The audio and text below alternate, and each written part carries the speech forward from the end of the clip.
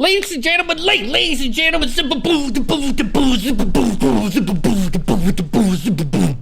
what is this? It's another VOD? No, it's not. This is Wayfarers coming at you live for the first time since Christmas. Well, what happened with the Wayfarers? Well, I'll tell you. The heckin' elk from Goblin Claws were lost, and the team had to go heckin' find him. One was stuck in the muck. The other one was turned into wood. And God knows what happened to the third one, but the team brutally massacred the heckin' ogres that were trying to ruin Christmas, saved Goblin Claws and got some heckin' presents. Before then, they decided to help out the heckin' druids, because the druids make food, and the world that they live in is dark and dreary and scuffed. We continue with the adventures of the Wayfarers.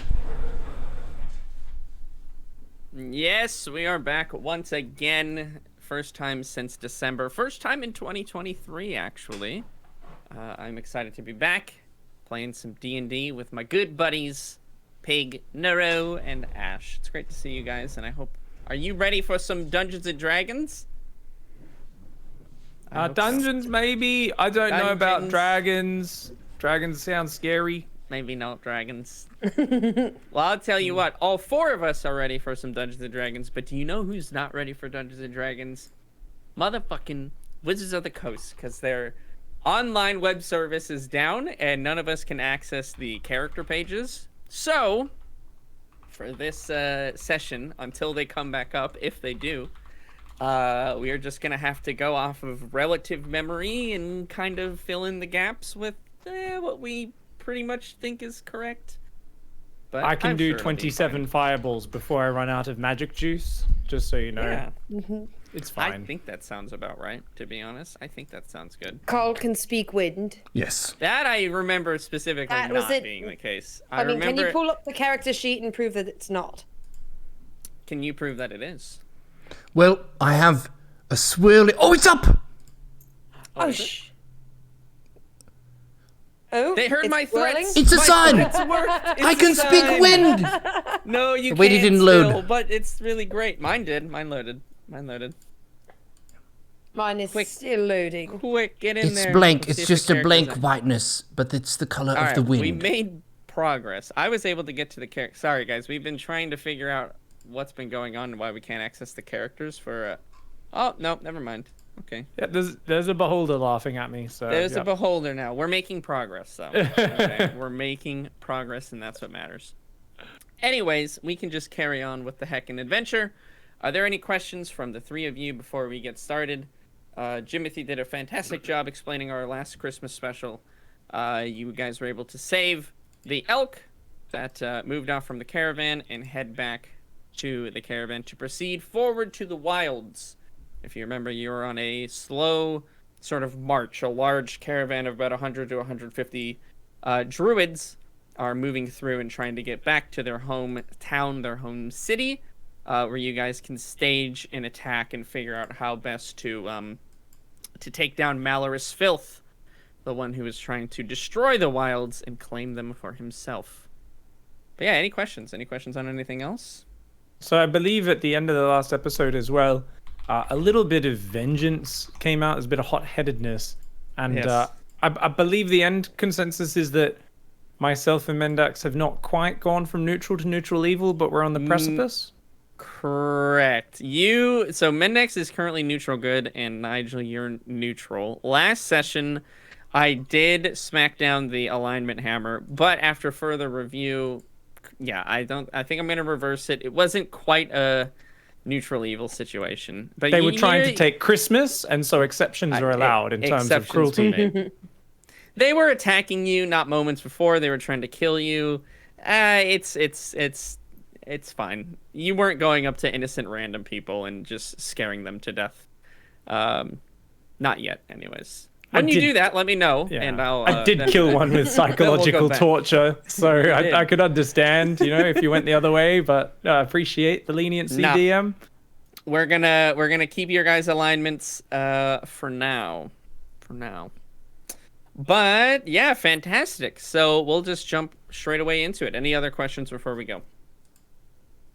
Do you guys remember what Christmas gifts you got? Stonefish.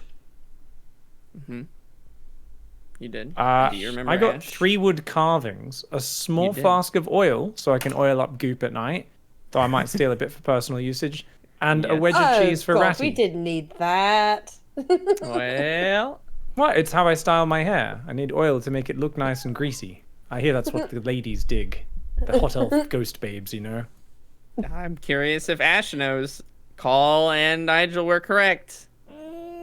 Oh. And now I'm going back and looking. I'm like, I I- it- definitely know. It's definitely, well, you know, if she doesn't know, maybe it's because I took it out of her pack and I. She Maybe. regifted Oh. it to someone else. I know that I put it in my pack. I put it on my D&D sheet Ah, because I'm and you very good can- about adding it to my oh, inventory. the but I put it can't on the shut D&D my sheet, but I good can't I've accent. seen Yeah. Mendax look through her bag. It's like one of those women who has like 600 items in their purse, and you're like, is that a sandwich? There's just like random items Saving coming it for out. later. There's like a dog you didn't even know was in the bottom of there. You're like, what is Oh, going my on? Lord. Okay, I pack do is not terrible. remember. I do not remember without you my got- character sheet. A bottle of fine dwarven whiskey. That's right. I mean, that's what I'm did. sipping now. But I've had Yes. so much of it that I don't You remember. just can't recall. It's gone. It's gone. It's back. It's gone. No, fantastic. Yeah, Goblin Claws left you each gifts as a way to say thanks and to say that you've been good wayfarers this year, saving the world and all that jazz. Most of the time. Most of the time. Yeah, sometimes you guys do get up to some chicanery, some shenanigans. Fantastic. You guys are back on the road. You have been traveling, I believe last time I said, for about a week and a week and a half or so. It's about a 2-week journey in total. And for the most part, okay, it looks like the character sheets are actually up now. It just loaded on my other screen. Just gonna throw that out there. For the most part, the travel has been shockingly uneventful. The wilds, the forest, as you guys start to edge closer and closer day by day to the wilds, the homeland of the druids, the foliage has become a bit brighter. It's become a bit more forest-like, believe it or not. As if you guys were getting closer to the source of almost like life itself. It's like being refreshed. Every step you take, feeling a little bit more normal as opposed to the bleak and the dreary woods that you were used to at Hope's End. You guys continue your walking because, again, remember, everybody, there's no mechanical, no machines, no magic portals that you guys were taking. Those are the other factions. No, these guys are just hoofing it. We're able to talk as you would like to the commoners of the druids and kind of get an idea of what their lands look like. Essentially, they reside in a town, a city that they call the Wilds. They call it a city because it does have, we'll say, fortifications, protections on the outside, sort of these overgrown vines that almost cling to these ancient walls, but the vines and the foliage that are there kind of strengthen their hold and surround their large city. In the center of the city is what they call the World Tree, which is this giant, massive tree that is sort of radiating life off of it. Nowhere else in the world is nature so strong as at the base of the World Tree, and the druids see it as their mission to make sure, for one, that the World Tree is tended to and is healthy and obviously protected. And that's the number one thing, is the protection. For the most part, it takes care of itself, but constantly Malorous Filth and his sort of caravan, his we'll say army of plague eaters, as they're called, are constantly trying to attack and find a way to invade and to destroy and corrupt the World Tree to their own devices. Nigel, when they were going through the different sort of factions and the different sort of nemesis factions, I'll call it in this case, that you started getting those visions. Those almost seems like flashbacks in a way. And you were able to see Malorous Filth, at least for a brief moment, as this horrible, wretched, pox-filled and boiled-up rat. who makes his home at the southern end of the peninsula and plateau. And that leads us to today. You guys are about 3 days of travel away from the wilds, and you're now you sort of walked amongst different sort of packs of the caravan towards the front, the middle, the back. You know, everyone kind of finds their own spot and sticks to it. You guys have been moving around, traveling with whomever and kind of chatting with whoever you see fit. Everybody has been very hospitable, very nice, feels honored to speak to you. Again, you are essentially perceived as saviors of their world, the potential prophesized heroes of their time that can take the situation they're in and make it better. Most of these, actually all of the people that exist today have never known a world different than this one. So it's a dream for them to be able to think, wow, I could just travel from town to town and not get, eaten by zombie plague eater people and converted into one of them. That sounds fantastic. That sounds amazing.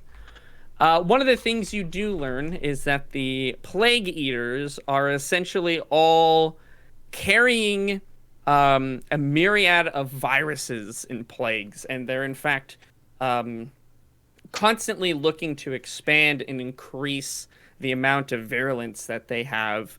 Their goal, from what they can tell, is similar actually to the druids. They want to create new life and spawn as much life as possible and see the lands flourish. They just have a very corrupted view of that goal and see that it must be done a different way. With germs. The druids want nature to flourish and they want humanity and people to flourish. The plague eaters see it as their goal to spread plague and germs and viruses across the land, and they see that as the best way to spread new life across whatever they can. And so it's interesting to see the dichotomy between those two relationships, how they both really do want the same thing, but in extreme different ways. And you learned that there are people who devote themselves to the plague eaters, but also they have a mastery of undeath and necromancy. They don't see the use in things dying. They would rather bring them back to life and use those husks of former people or animals or whatever to spread their plagues further and farther across the land. And they believe that once they reach the world tree and are able to corrupt it and spread their toxins and their plague upon it, that they will be able to extend their reach to the whole of Tomarok and infect the whole world with their plagues and diseases, and that would be their paradise. I think that's the best. They're extremely resilient. If you're a member of the Plague Eaters, it almost seems as if they feel no pain, but they're not exceedingly fast. That's kind of the one downfall they have. You can outrun them if you find that you're caught, but they have mutated and adapted to potentially overcome that in a myriad of ways. It's not just one cookie cutter type of plague eater. You will encounter many different types, many different kinds that adapt in their own ways or are manipulated by Malorus Filth himself to be useful for different situations. So you have to stay on your toes and stay adaptable, and that's seemingly the common thread of advice that people have given you whenever you've asked about this faction that you're going up against.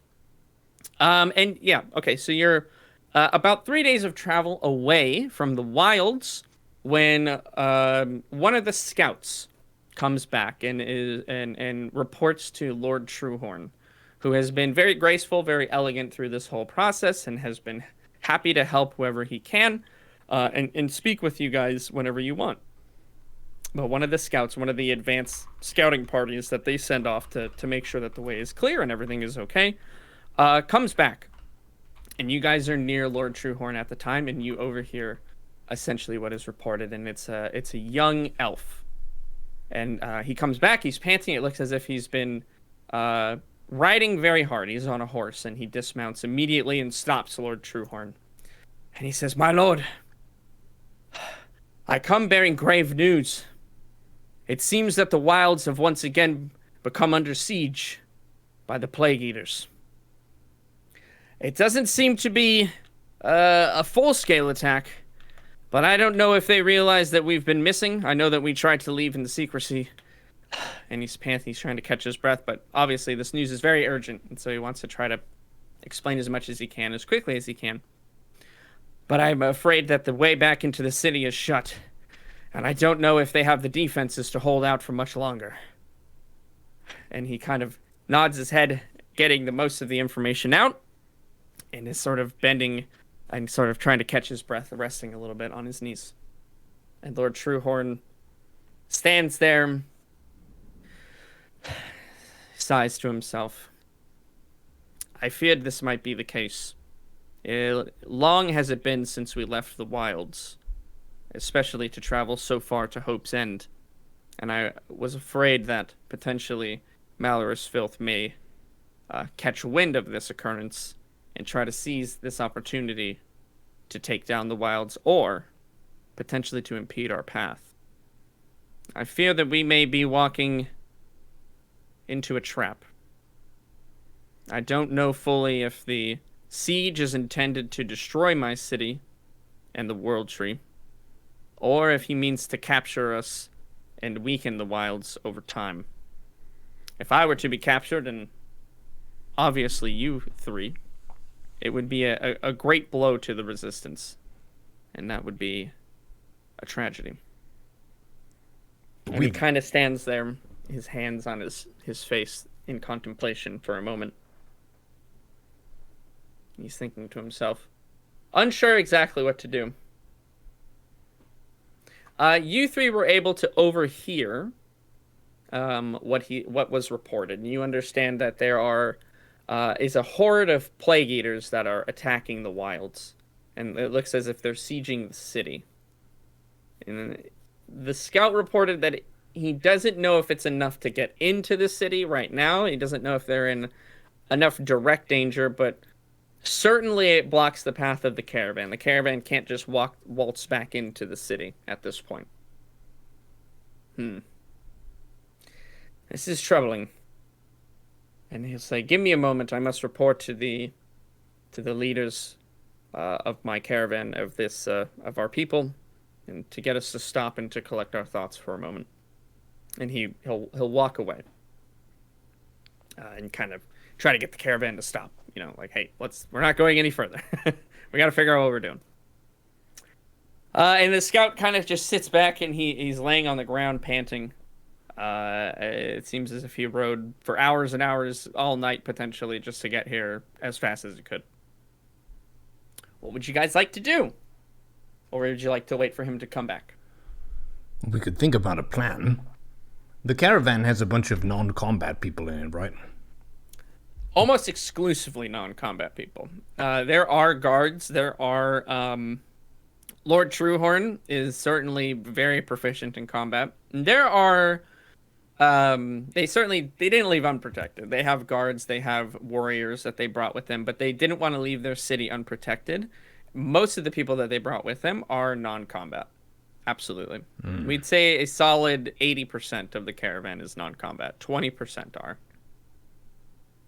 And it's about 100 to 200 people, somewhere in that range. We have a couple options.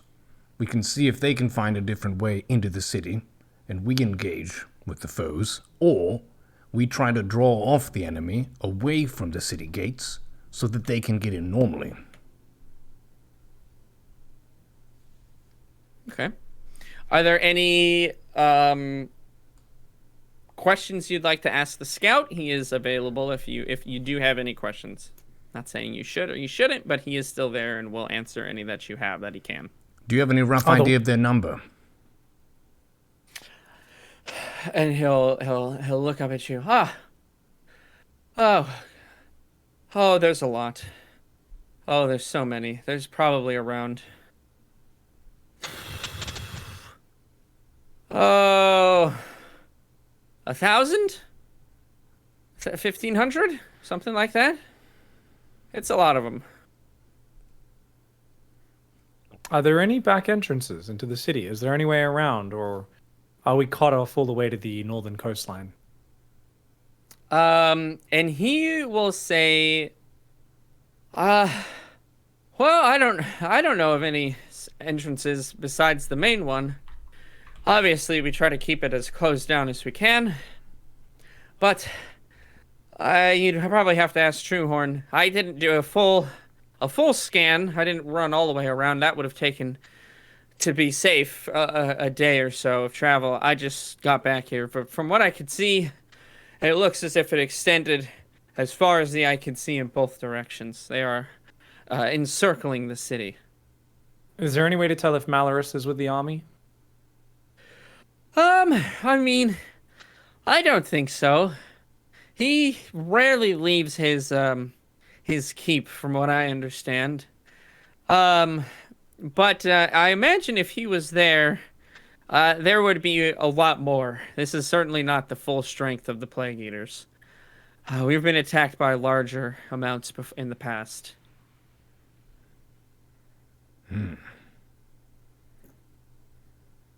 Wonder if there are any features of the landscape we could use against them. Maybe lay a trap and draw them into it. Yeah, maybe. I don't know. That sounds. Yeah, trap. That seems pretty good. I don't know what we'd. Maybe dig something, or I don't. Just spitballing. I don't. Well, we have a wizard. Nigel here can use fire and all kinds of cool That's good. stuff. Mendax can stab things, so if we can get them to be funneled into an area, he could blast the bejesus out of them. Oh yeah. Okay. That seems good. That seems promising. I like that. That's a good idea. We'll just 1,500 of them. I'm sure you two can do it. That seems great. Yes. Well, it's... I mean, a few power naps in between roastings, and as long as we bring them in 20 or so at a time, I think I can do it. Hey, All that- that's an option. I like the ideas. Keep them going. Are there any people still left in the city, inside the city? Oh yeah. I mean, a majority of people stayed back in the city. Okay, so it's They're, not it's not an unmanned city. Oh no. Sorry, but even for you three, I don't think we would leave the world tree unprotected. That's kind of, No, that's that's pretty absolutely important. We need. Oh my god. a good Imagine thing if we to came keep. back and there was a Imagine bunch of that. dirty plague Oh. eaters up on the walls, riding in the trees. Oh the gosh. the Don't world even tree get was me burning. started. Ridiculous. What a silly mistake that would be, eh? Gross. That would be nuts. Yeah, no. We have lots of people in there. And over time, the way that we've kind of, in the past, again, this is not like they don't do this all the time, but, they do a really good attack maybe once a year just to keep us on our toes, I guess, or I don't really know, but they're not really good at sieging. They kind of just try to throw their bodies at the wall. I don't know why they do it, but just kind of slowly but surely, we just whittle them down until they either leave or they all die. I mean, we have enough food. We grow all our food inside of the wilds. It's really not that big of a deal. But obviously, we're outside of the. We're over here, and that's not good. But that's the obvious. That's why that's the problem. I'm just kind of rambling right now, but yeah, you know what I mean. It's very odd of Mr. Filth to just throw away units like that. Yeah, I don't. They just seemingly have no end. From what I can tell, and this is the worst thing about it, is if you get infected by one of their plagues or you die in one of the battles, I mean, 9 times out of 10, I mean, shoot, most of that army is former members of the Resistance and of the world. I mean, it's all dead people. You kill dead people, and then what? They just come back to life. Really, it's kind of not a very big deal gross. to them. Yeah, we don't. I'm not a fan of it either. Really, it's pretty nasty. Have you made a cure for it Very yet? efficient. How about what? Is there a cure? cure for it? No, not really. We've not been able to figure out one. We're working really hard on it, but that's kind of out of my department. I don't really know how that whole thing. I don't know. Do they have a command, like some husk that seems to be the husk in charge, or Oh, is it yeah, just yeah. a mass that's being thrown at the walls? Oh, for sure. They have. They're like any army. They've got generals. They've got. I mean, shoot. They've even got cavalry, stuff like that. They're. Most of Most of the warriors or fighters or whatever you want to call them, those are the brainless kind of undeady zombie ones, and then the more smart, I don't know, undead, or I mean, shoot, maybe they're just regular people. I'm not really sure. They know what they're doing and seemingly have some kind of control over the armies themselves. Usually the most protected, surrounded by quite a number of those nasty things. It's very rare that a general will show himself or herself. You know, they'll typically take control from, I mean, shoot, even potentially, a couple miles away. It's just very hard to pinpoint and locate them, to be honest. We don't have any way to do it anyways. I like the ideas, though. So, Oh, go ahead. oh, no, you go ahead. No, I insist. You go ahead. No, I was going to say Truehorn comes back. He's going to perfect. walk back up to you three. And he says, I've ordered the caravan to stop. We must figure out what we're going to do. And good work. And he'll kind of address the scout and help him up. Give him a flask of water. You served your people well today. And you brought this information to us at a great peril. I'm proud to have you as one of our own. And he'll kind of, oh yeah, no, just doing my job. Don't mention it. It's doing my thing, you know. And then Truehorn will turn to address you three. Well, it seems that we find ourselves in a bit of a precarious position. Have you thought about the matter at all? I have a couple ideas myself, but I wouldn't be opposed to hearing if you three have anything to say about it. Yes, we have some initial ideas. One of the ideas involves a secret passage plan where you take the non-combatants around the army, we engage them where they are, distract them while the people flee into the city. Another alternative would be we take the combatants from your troop to fight with us to draw them away from the city gates so the people can walk in normally. And he'll put his hand on your shoulder. Say you're very brave to think that you could fight them in that number. I commend you for your courage. But I worry that even with the strength of you three, it may not be enough to destroy an army of 1,500. That's quite a lot, even for us. But I like your first idea. Secret passageway. That sounds pretty neat. And, in fact, reminds me of just the very same. I think you may be onto something there, Call. You three, come with me. And he'll pull you off to the side of the caravan. Kind of away from the main area, away from the scout, so he can rest. Things like that. And he will take a... he has several necklaces on his person, and he'll take one of them off, and he'll put them over your, he'll put it over you, Call. And it's just a simple string with what looks like just a stick with a single green leaf on it. And he'll say, I think you three are just the people we need for this job. There is, in fact, a secret passageway back into the city. And he'll kind of lower his voice. He says, obviously, not many know about this passageway, except for me and a few others. And we like to keep it that way.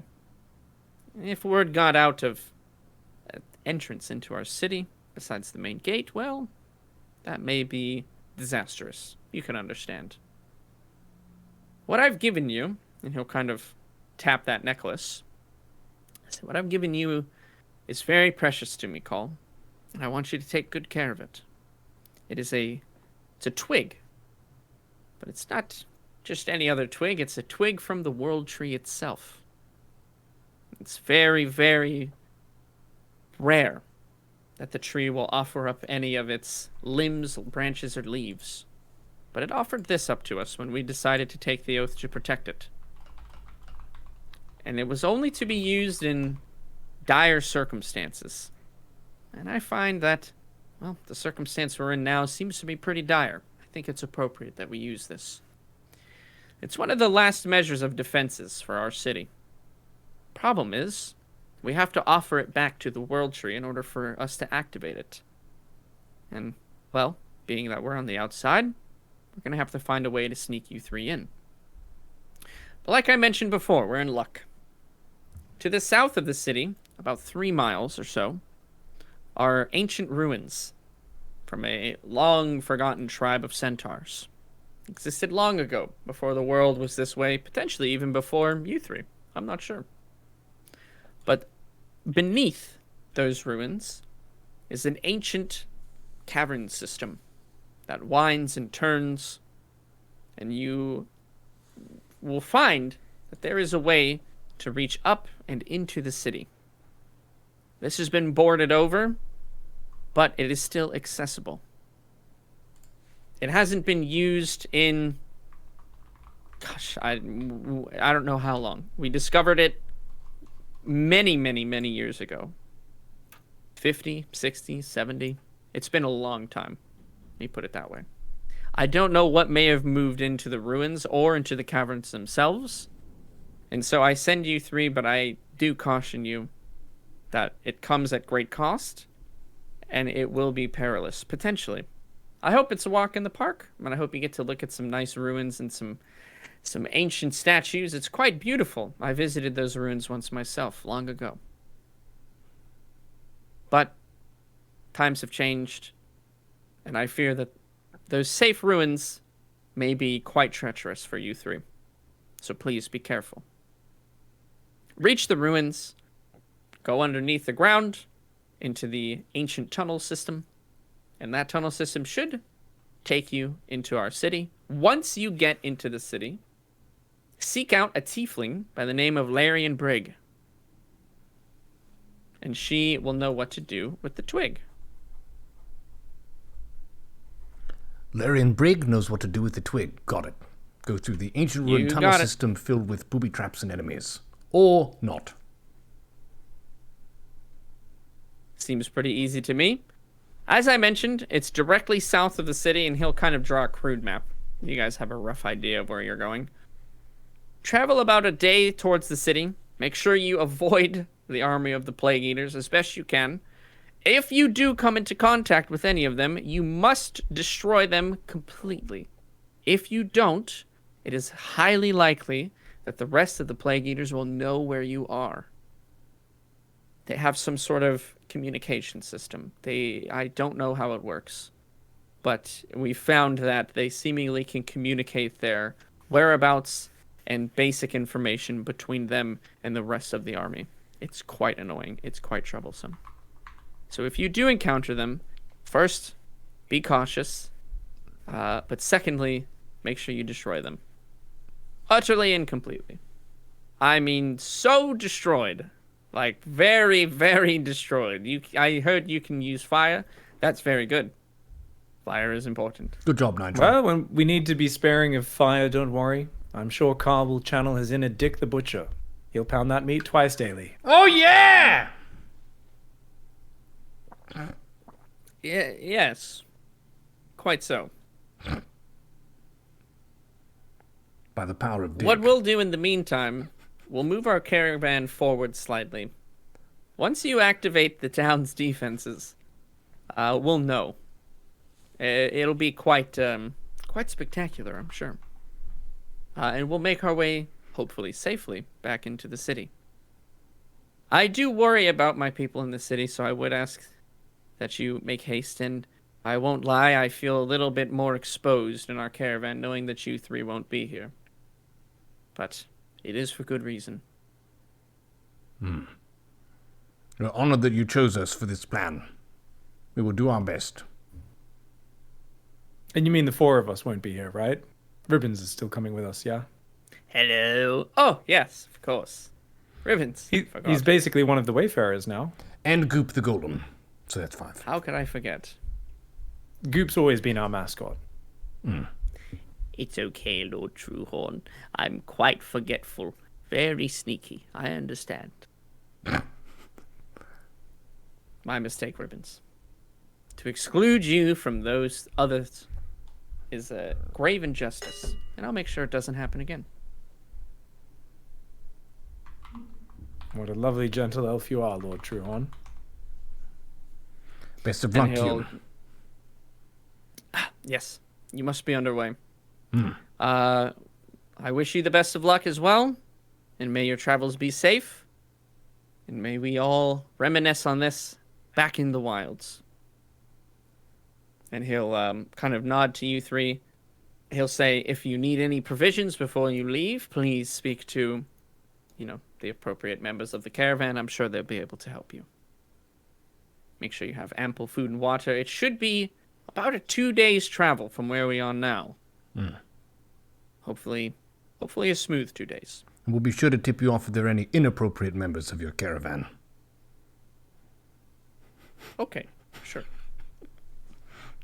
I don't know what that means, but you got it. Acting out of line, just being weird, being silly. Sometimes creepy, Yeah.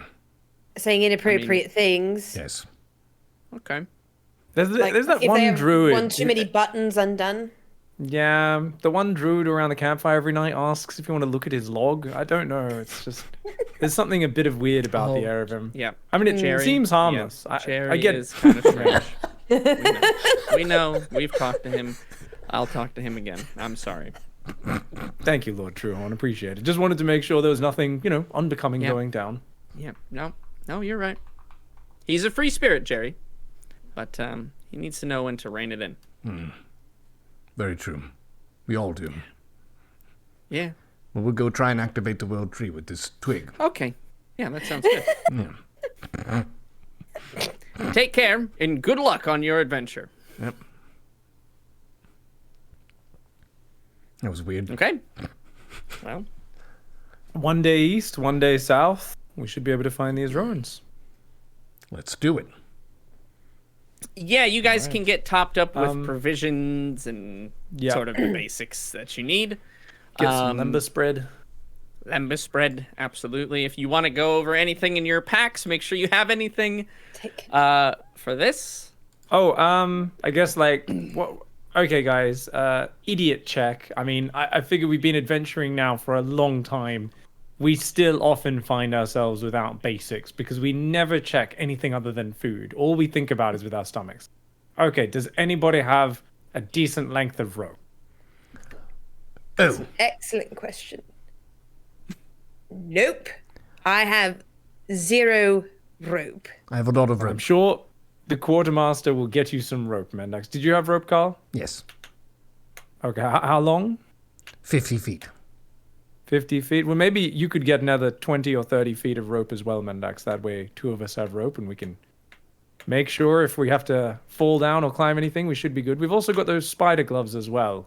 So don't forget to use those if there's any climbing. I'm just going to put the spider gloves on now. Okay. They don't hurt to have on. They look quite fashionable. Yep.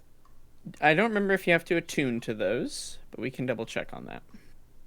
Pretty sure I've used them before, so if we did, I must have been attuned already because I definitely used them to climb trees Okay. before. I mean, you can have 3 items attuned, so it's not that big of a Okay. deal.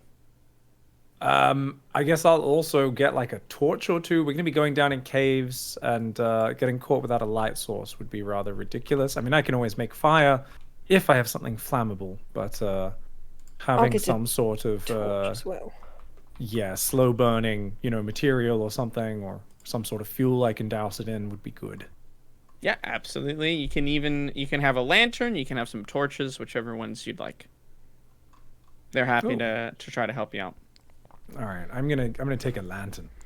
Oh, have a wild lantern. question. Does my lantern of seeking also work as a normal lantern? No, it does not. Oh. Yeah. It's one of my favorite way? things about that lantern is the fact that it doesn't work for anything else. Unless there are liches around. Which way is the lich?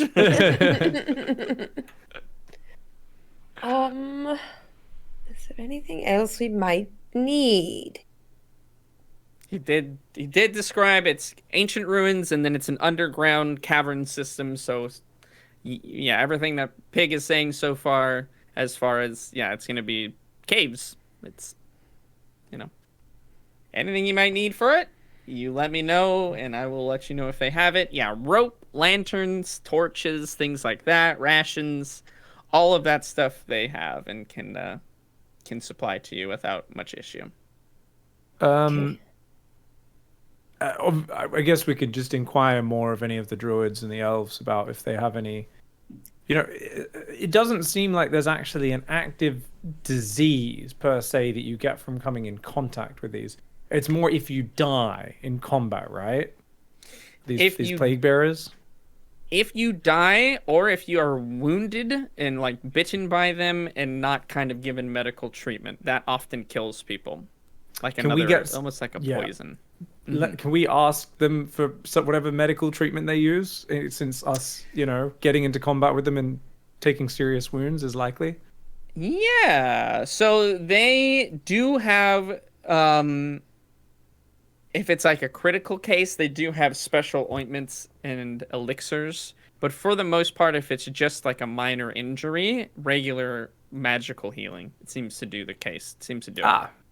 Ribbons will take care of us. Fantastic. Yes. All right, I think we're good then.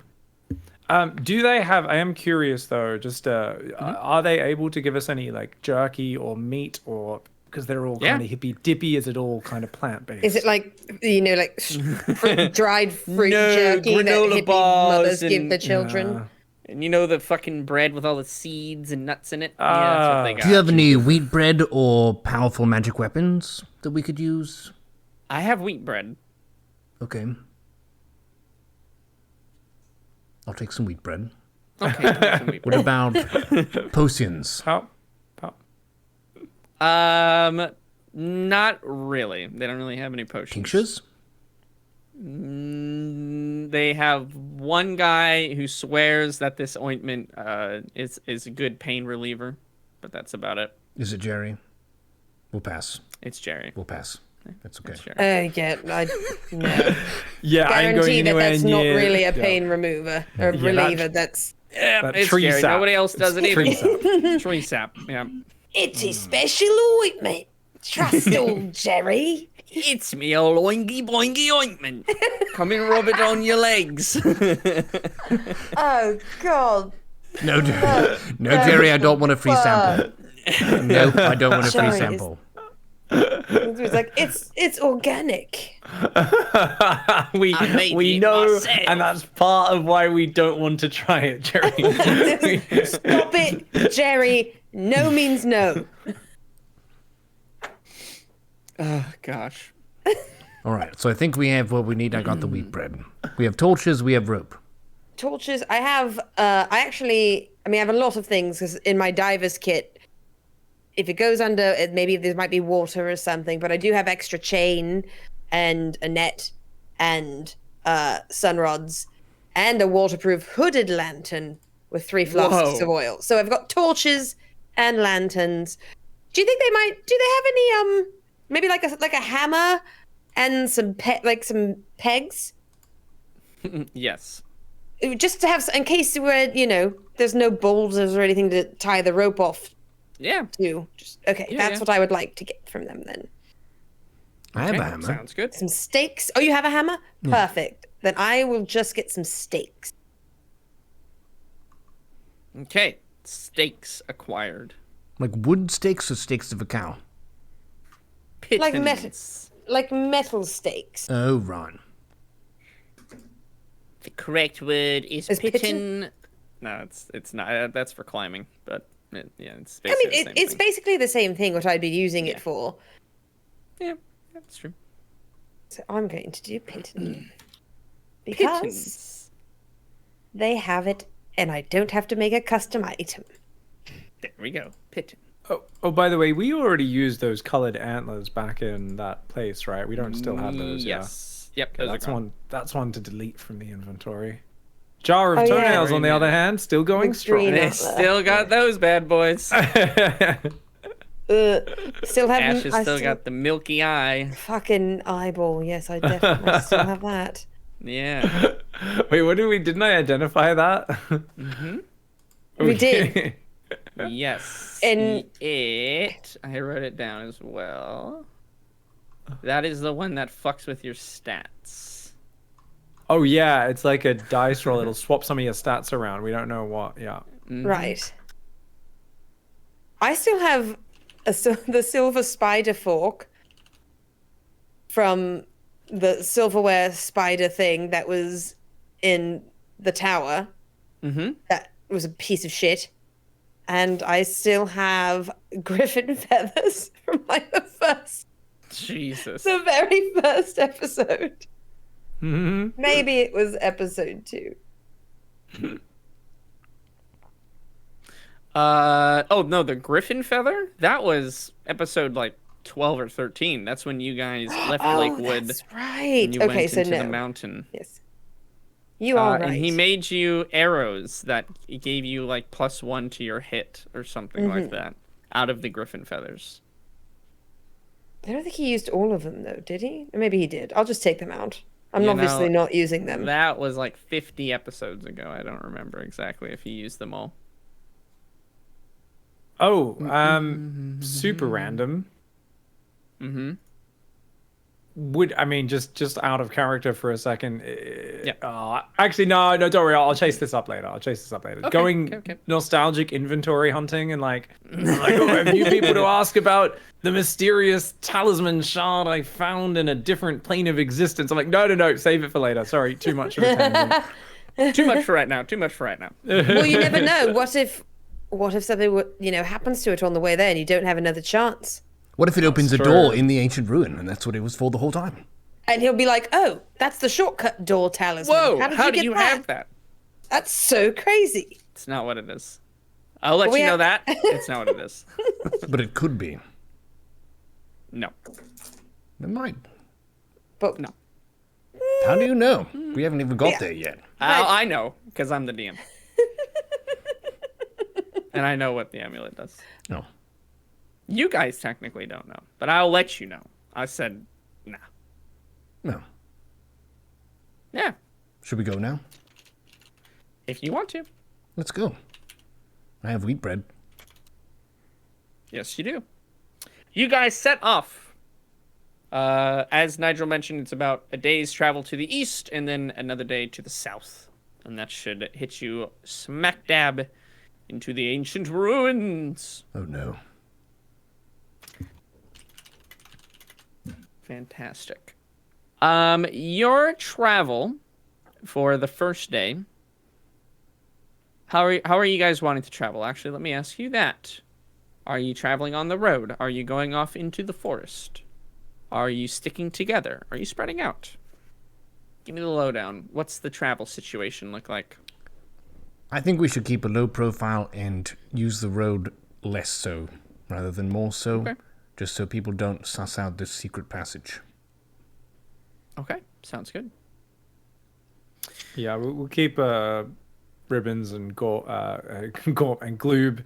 Ugh, Gloob. Gloob, Schlorp Globson is on my mind now. Slorp and Glorbson. Goop. They're like Gloobson. don't Goop. use that name around me. Hey guys, I'm Slorp Glorbson. A blob wearing a cape? What is going on over there? Friggin'. Like, I mean, it's not funny. It is. Still Seems like hilarious, that's burned down the entire forest trying to get that back. That was so good. Let's let's do that, and I'll just keep ribbons close by, and me and him will generally try to stay close, since we are a bit more defenseless and vulnerable on our own. Okay, sounds good. One of you roll me a d20. A 10. A 10. Your first day of travel is relatively easy. You don't see anything on the roads. You don't really see anything in the forests. You do start to hear, again, the sounds of wildlife and nature, sort of as if this is much more of a healthy forest as opposed to the forest that you're used to in Hope's End. So you do hear the errant bird or insect kind of chirping and doing that sort of thing. No big animals, though. You swear you saw a rat in the corner of your eye at one point, but that was that's kind of it. You're not seeing any elks or deer or bears or anything like that, especially if you're staying closer to the road. Which again, I'll say road in quotation marks because it's not like a paved nice road, it's like a dirt gravel trail. That's large enough for sort of commercial travel, we could call it. But hasn't really been used other than by the druids and by the people of Hope's End and potentially the roaming band of plague eaters. It is now coming to nightfall, though. It is getting darker and darker, and you fear that you may need to stop soon. How would you like to set up your sleeping situation, or are you traveling through the night? What's the play here, fellas? What would you like to do? I don't think we should cut sleep when we have to go through a ancient ruin. Could be rather dangerous. Maybe we could find a high ground spot to set up camp so we can see around us. Give me, let's see, that would probably be a Survival. Maybe that might be the most appropriate. Yeah, sure. Give me a survival check. Tell me what you get. This is going to be how well you're able to scout out the area and see if you can find a suitable campground to the specifications that you're looking for. +2 survival. Survivable bird. 16 + 2 is 18. Yeah, shockingly, just maybe a few minutes of walking into the forest, you happen upon a pretty decent spot. It is slightly raised. You're not like towering above the trees by any means, but it does look like it is a slight slope, like a hill that you could make your camp on top of. Yeah, that seems like, unless you want to keep looking for something else, probably the best option that you have. Nice. We should rest here so we're at full strength when we get to the ruin. Okay. How are you guys camping? Are you doing fire? No fire? I would recommend no fire since there is an army about, unless we dig a ditch and then put the fire in there. But I would otherwise recommend no fire. Okay. Sounds good. You guys let me know what you're doing. What are you doing? Are you all sleeping? Are you going to do watch every few hours, or what's the plan? We have 4 people. How long would you like to sleep for? We can do 2-hour shifts. 1 to 2 hour shifts, 1 for each person. Everyone else gets about 6 hours meanwhile. Okay, do you want Ribbons to do a shift? I'm still not too keen on Ribbons doing watch. He did his Great. best. I was gonna say he didn't. he did watch once before, right? He didn't really mess it up. He was just unlucky. We could He just. also didn't hide when anyone else did. Yeah, he just kind of. That is true. Yeah. He kind of just stood there, not sure what was going on. I mean, I'm happy to take first watch. I can take first watch. You guys get some rest. Okay.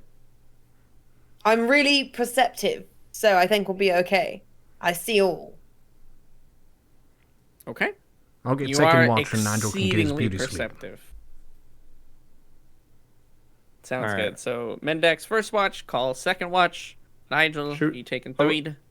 How long are we sleeping then? 8 hours or 6? Let's do Should we do 6. 8? Get Ribbon.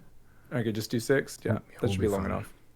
All right, I'll do the last watch then. So I'll sleep basically as soon as we get to the camp. Chuck some food down and just crash. All right. A long rest is 8 hours, just so you guys know. All right, we'll get Ribbons in there as well, but don't worry, I'll have Ratty on duty. He's gonna wake me up if he spots anything while Ribbons is on, as well. So I'll take Ribbons last watch. patrol. Yeah.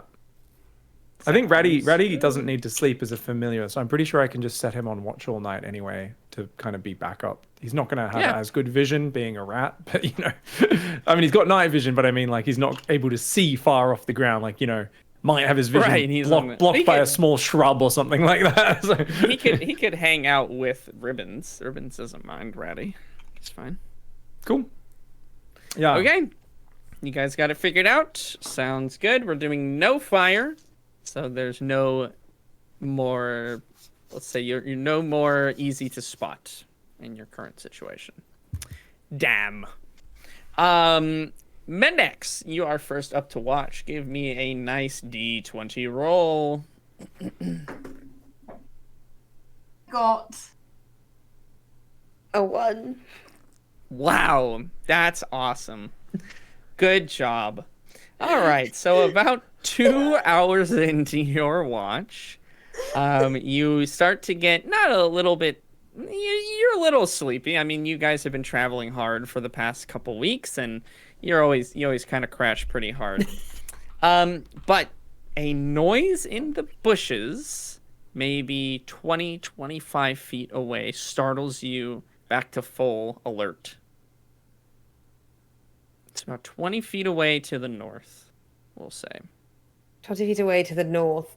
Am I on the northern side Sorry, as the well? south. I apologize. The south. So away from the road. You guys went road. You went to the south. You found the hill. Further south from there is the noise that you hear. Okay, It's further not south. very far away. Okay, I'm going to creep towards. I'm guessing. I guess what I should say is I'm not sure where. How did we fall asleep? Was I closest to the road or closest to the noise? It's a good question. Okay, If you don't know, coin flip it. Okay. Screw it. I'm just going to say we were close together. Doesn't matter. Okay, sure. Okay, I'm going to take a little pebble and I'm going to throw it at Carl or Nigel, whoever's closest. Just pick him in the face with it. Nigel's closest. Okay. Throw the pebble at Nigel. Does it hit me? I'm sorry, does Nigel have dark vision? Oh, that's true, he doesn't, but I'm probably... You know what? Give me a D20 roll. Tell me what you get. I got a 9. Okay, it is dark as fuck. The clouds are covering the moon and the stars. Nigel, you're startled awake. Something hit you on the head, not very hard, but you are awakened. It is pitch black darkness. You can't see your hand in front of your face. You see that Nigel is very confused, Ash, and is kind of freaking out a little bit. Okay, I'm just going the ever lowest of whispers. Nigel, it's not Jerry. It's Mendex. Oh, thank God. What? Is it my turn for the watch? No, there's a noise about 20 meters out. I can't see what's making it, but I'm going to go check it out. You should wake up Carl, just to be safe. Understood. Okay, I'm gonna send Ratty to also kind of just slowly follow like 10 feet behind Mendax to see what's going on, so he can communicate to me if anything urgent happens, basically. Okay, And I'll sounds good. I'll very stealthily crawl over to Carl and gently shake him. so gentle. What So the hell? gentle. Whoa! You don't need to shake me that hard. What do you want? What is this? What? What is this about? Jerry, is that you? Is this a shake-up? Jerry Jeez. sent you. Oh, it's just Nigel. Carl, you're awoke. You're awakened. You see that it is Nigel who has shaken you awake. He's putting his finger up in front of his mouth, kind of going shh. And I point in the direction that I know Mendax left, though I can't really see anything. Yeah. Yep. You get the sense that there may be danger around. Uh-oh.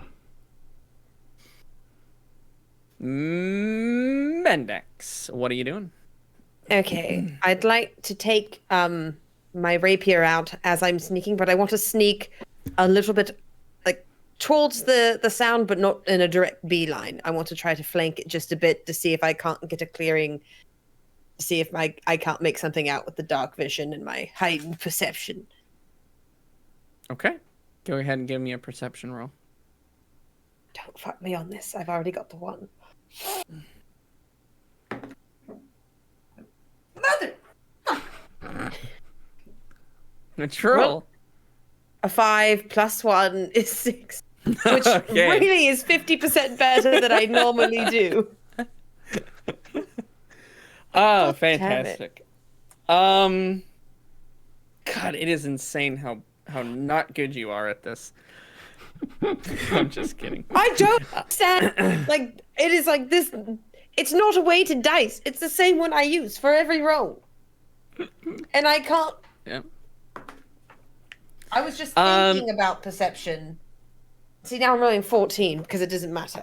It doesn't matter. It was just because you already rolled the 4 or the 5, which is a 6. Fantastic. Sounds great. You creep forward into sort of.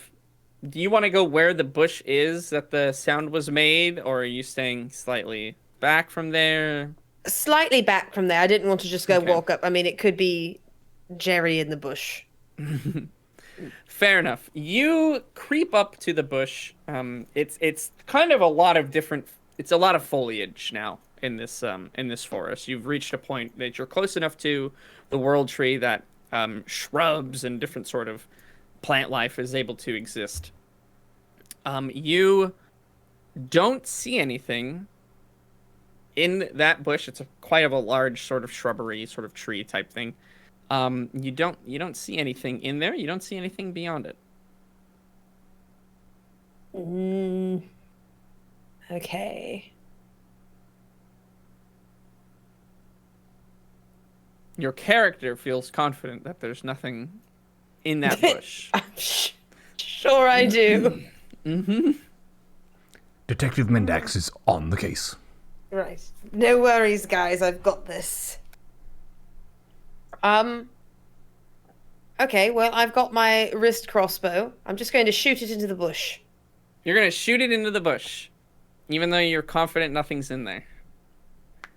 Am I really confident? No, you are. Yeah. So when you fail stuff like skills, it doesn't necessarily mean that you know your shit at it. It just means that you're, like, that's what you got. So Okay. you looked, you saw, you didn't see anything. You know, you're like, yep, nope, nothing there. Okay, but If you had rolled a 20 and nothing was there, you know, you would have felt the same exact way. Gotcha. Okay. So I'm still, even though I'm confident nothing is there now, I know that I heard a sound, so I'm going to go over Correct. there to see if I can't see maybe tracks or something Okay, like yeah. that, so I could, say, oh, it was a deer. Absolutely. Give me a stealth check. this Assuming should you be- want to be sneaky. I do still want to be sneaky. Okay. All right. I'm just checking. Thrashing about. 17 plus 9. It's very sneaky. You sort of spider crawl or whatever you want to do your way up to that bush, using the already nice soft sort of soiling ground. You're used to sneaking around in much more difficult places than this. You're used to sneaking around on tile and hardwood floor that creaks and makes sounds. This is nice soft underbrush, which you're able to very quietly move on. You get up to the bush. You're sort of staying low to the ground, trying to discern what's going on. And as you peer through the bush, you see not 5 feet away from you are 2 awful-looking, horrible humanoids. They have boils and sort of pus-filled like nodules on their arms and skin. They're wearing sort of ratty, tattered clothes, and they're kind of just slack-jawed, staring off into the distance, looking in your direction, but not at you at this exact moment in time. Give me a Constitution saving throw. God damn. Okay. I've got a 14. It was 12 plus 2. Fantastic. You are hit with a stench so foul that it makes you gag very hard. And in fact, you lose some of your footing and snap a twig underneath your hand. Immediately, these horrid-looking creatures kind of turn their gaze down to you. They have sort of these rusty weapons in their hands, and their I mean, if you can even call them hands, they almost look more like claws at this point. Chunks of flesh are kind of missing off of them, and their skin, though it's very dark in dark vision, you can only see in black and white. Their skin is a very pale, anemic sort of look to it. They're missing hair. There's patches of skin that are blistered. It is quite a disgusting look. And they look at you, they see you, and they will attack you. Go ahead and... What's your armor class? I am 15. 15. Sounds good.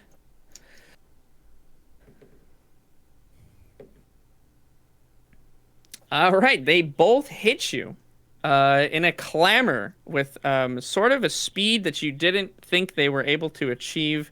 They surprise you as they dart forward, essentially already being in melee combat with them, and smack their rusty swords. One of them has a rusted sword. The other one has like this disgusting looking rusted mace that has scraps of flesh that's hanging off of it. They both are able to hit you. And they deal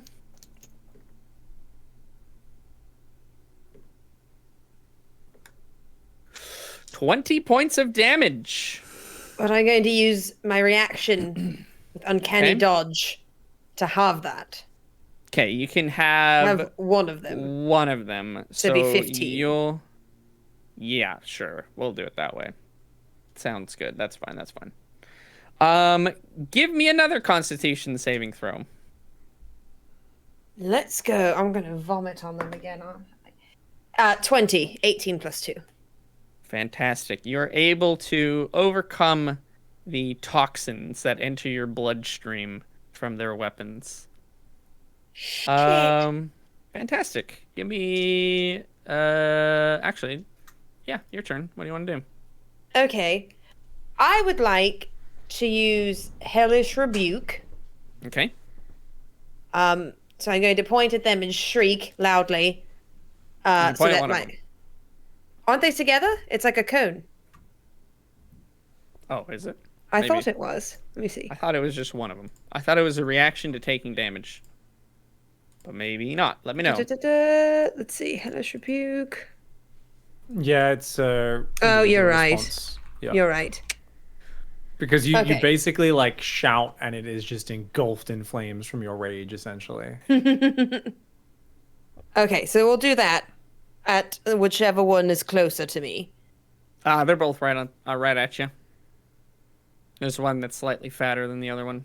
Oh, let's go for the not as fat one so it can burn a bit Okay. easier, hopefully. Not as fat one. Sounds good. How much damage does that do?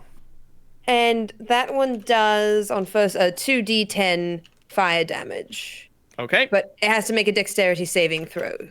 Actually, but I'm going to use a second level spell slot for that because I can.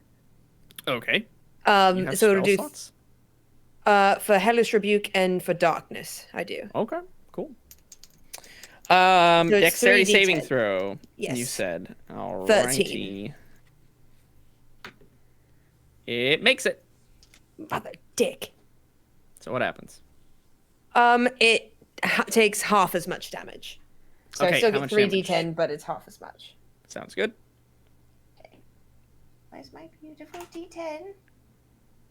There it is. 7, 8, and 4. So it's 12. So it takes 6 damage. Okay, sounds good. Alrighty. And then I'm going to pop back. Pop back. Okay. Just to get out of... Are you using your free disengage? Is that what you're Yes, that's what I'm doing. doing? And okay, that's a bonus action. Is the Hellish Rebuke a bonus action? It's one reaction. Oh, okay. Yep, that's fine then. What would you like to do? You still have your movement and your normal action. Okay, for my normal action, I'm going to shoot my wrist crossbow at the same one I just burnt. Okay.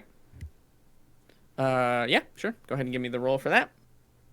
Okay, that one. I think it was the same as a short bow, but just one. Mm-hmm. We had, yes, 1d6 plus 3. She got 6 To hit damage, pig. first. Very cool. So it is a 16 plus 6 to damage, or to hit. Yeah, you hit. And then it's 1d6 plus 3. And it's a 6 plus 3, so it's 9. Alrighty, fantastic. In one swift movement, you're able to pull yourself back away out of the bush. Yell. So it is a vocal component, right? You have to yell at that thing in order to hellish rebuke it. It says you Scream. point your finger. Okay. It catches I'd like a to point my blaze. middle one though. Okay, you can. That's fine. That's absolutely fine. And yeah, it catches on fire, and you can hear some of the boils and the sort of like tumors that are on it, essentially, kind of crisp and pop and bubble over.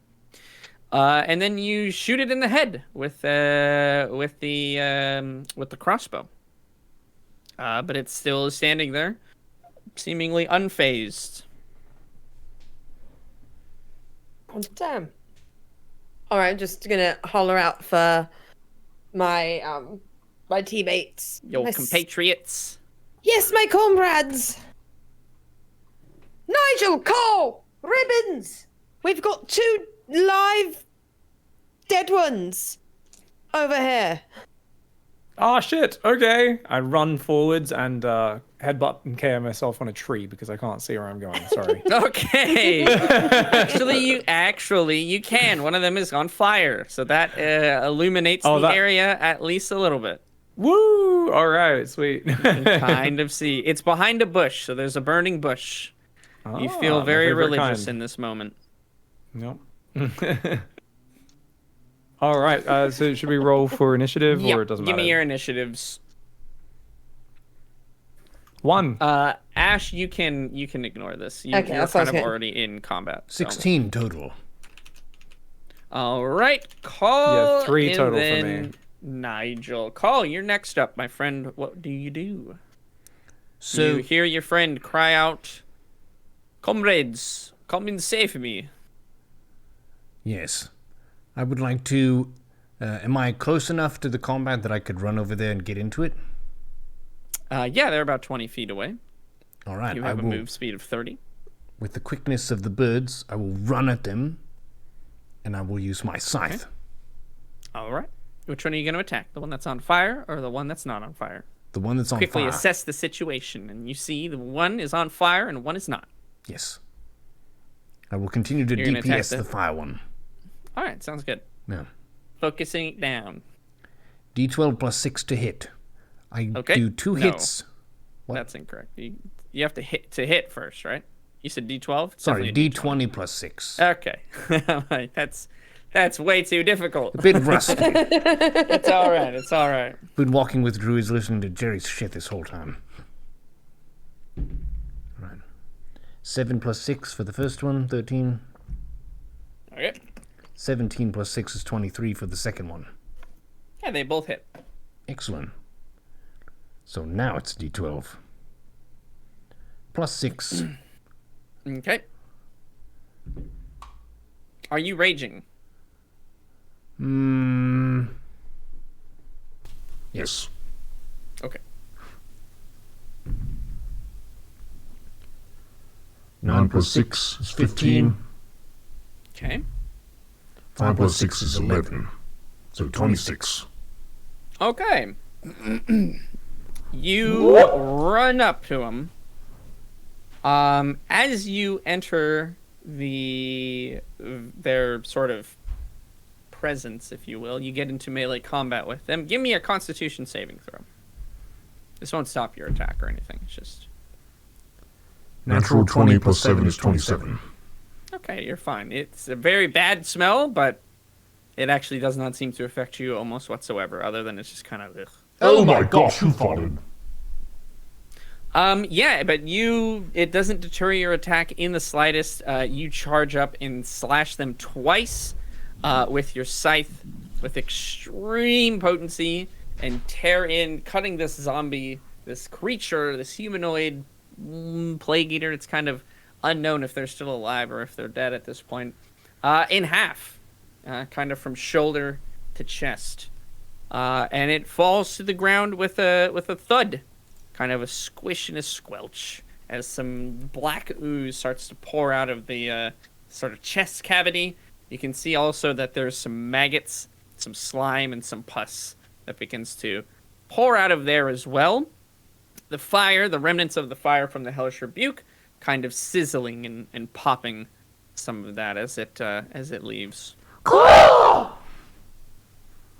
right. Very good job. Skinny zombie, cleft in twain. Nice. Anything else? I would like to flex. Okay, you do so. Okay. Nigel, your turn, my friend.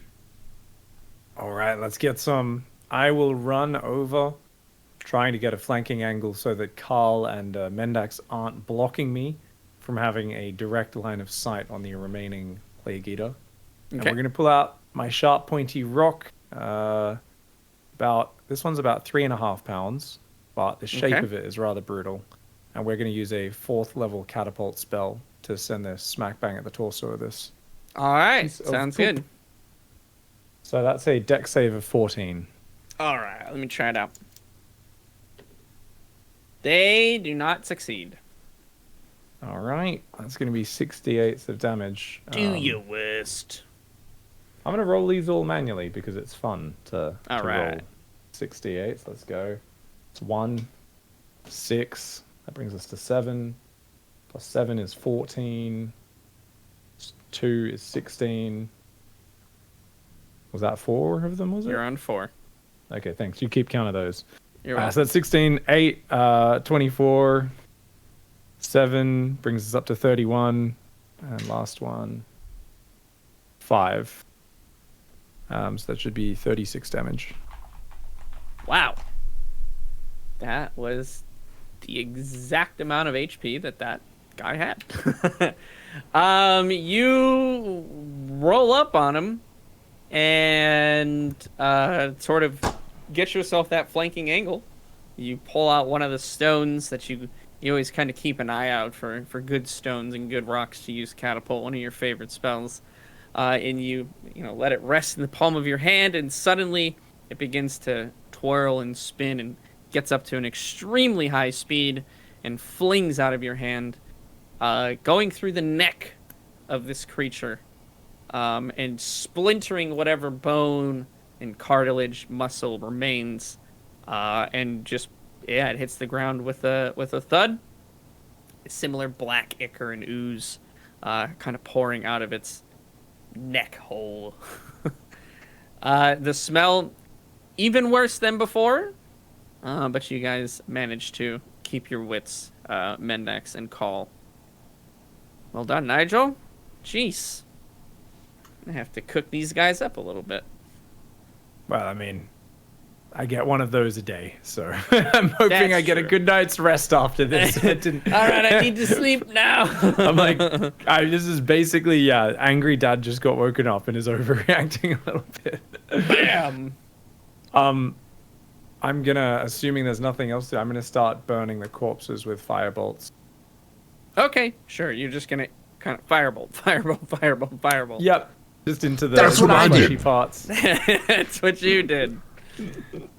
Firebolt, firebolt, firebolt, firebolt, firebolt, firebolt, firebolt. But then a firebolt, firebolt, firebolt, firebolt, firebolt, firebolt, firebolt. And that's how I solved the puzzle. No.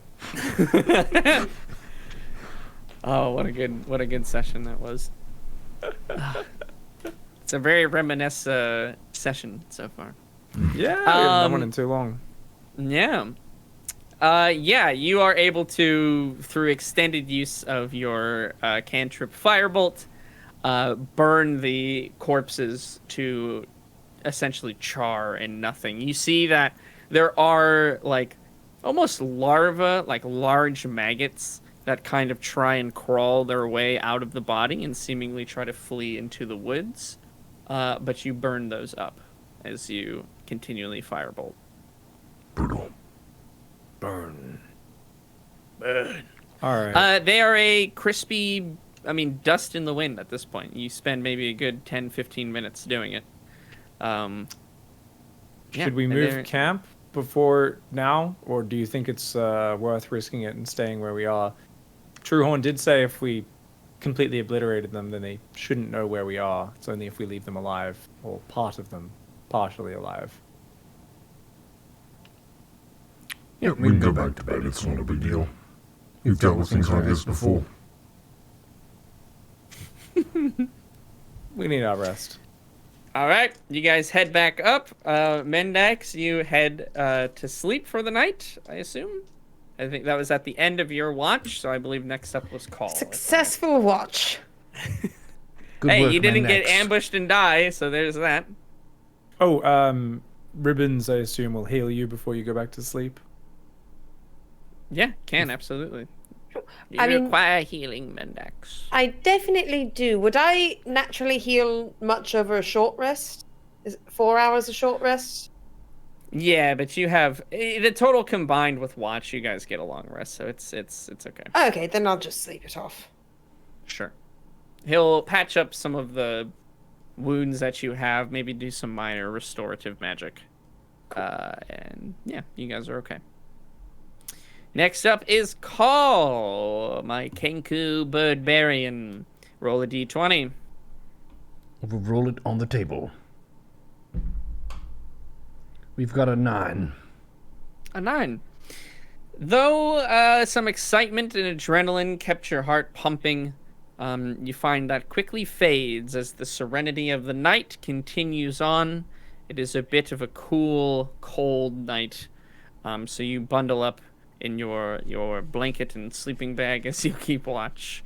But besides that, nothing eventful happens. It seems as though whatever measures Nigel took were probably enough to keep the rest of the Plague Eaters from knowing your exact position. Okay, your 2 hours is finished. Who's next? Ribbons. Guess you get to roll for this one. Ribbons. Yeah, Pig, why don't you roll for this one? Oh, okay. Ribbons, wake up. Ribbons, wake up. Ribbons. Oh, yes, of course. It's your turn to watch. Watch. What did he roll? A 1! Fantastic. It's another one. Sounds good. Cole, you are not even fully asleep when Ribbons assumes his watch. And from the forest to the south, you hear a piercing screech in the darkness. What was that? Ribbons, could It you is keep loud down? enough. It is loud enough to wake up the rest of you. Shit. What was that? Rather piercing screech. I'm not familiar with the beast it comes from. Would I recognize it, being a bird who knows some screeches now and then? Roll the nature check. Natural bird. Organic bird. That's going to be a 4 plus 5 is 9. Nope. I have no idea what made that sound, but it wasn't me. And it probably wasn't Goop.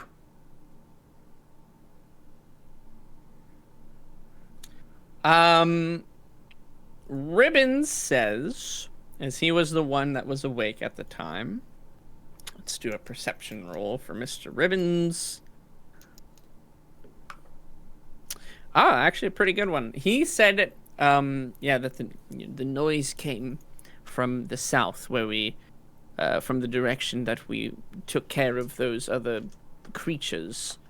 I can't ascertain an exact distance, but maybe 100, 200 feet from here.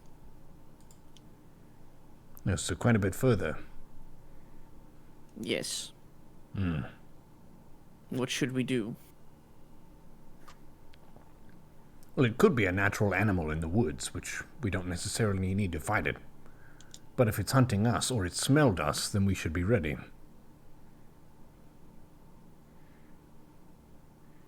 Okay. We could go and investigate. Shall I send Up to Ratty to you. investigate? Yes. How far can Ratty go? I'm gonna guess 50 feet, but let me check.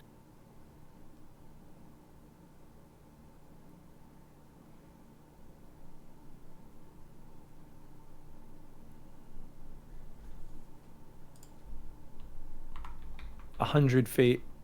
It can communicate telepathically, but I think it can. Oh.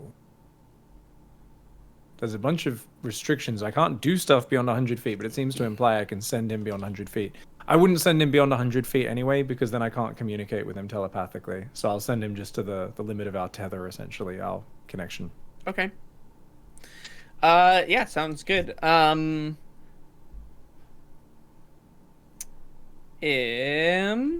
Give me. Let's actually do this. So you send him out to the 100 feet distance.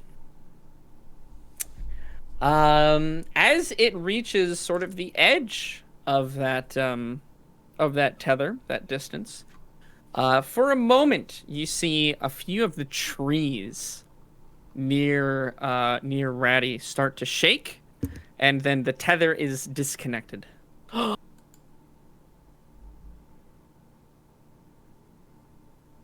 The trees started to shake and something killed him.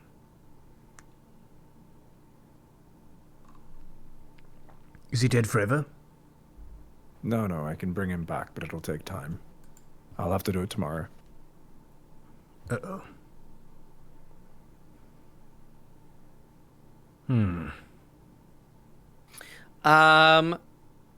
Give me perception rolls real quick.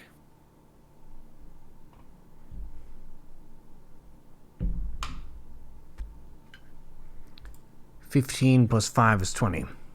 Perceptive bird. 7 18. plus 1 is 8.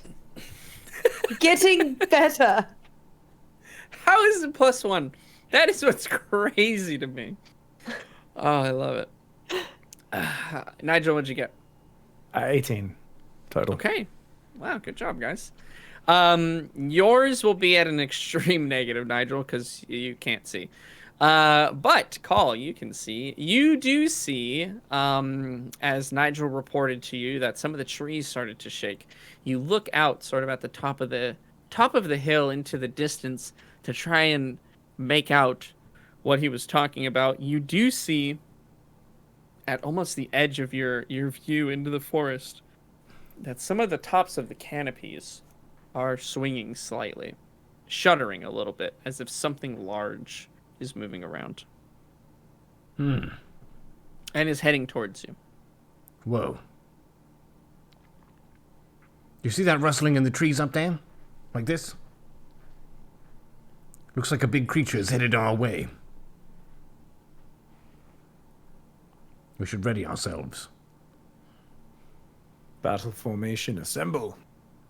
And I kind of just walk behind you guys, take a few steps back, as that is the battle formation, is me kind of cowering, maybe finding a big tree trunk I can hide behind if needed, that sort of stuff. Battle formations.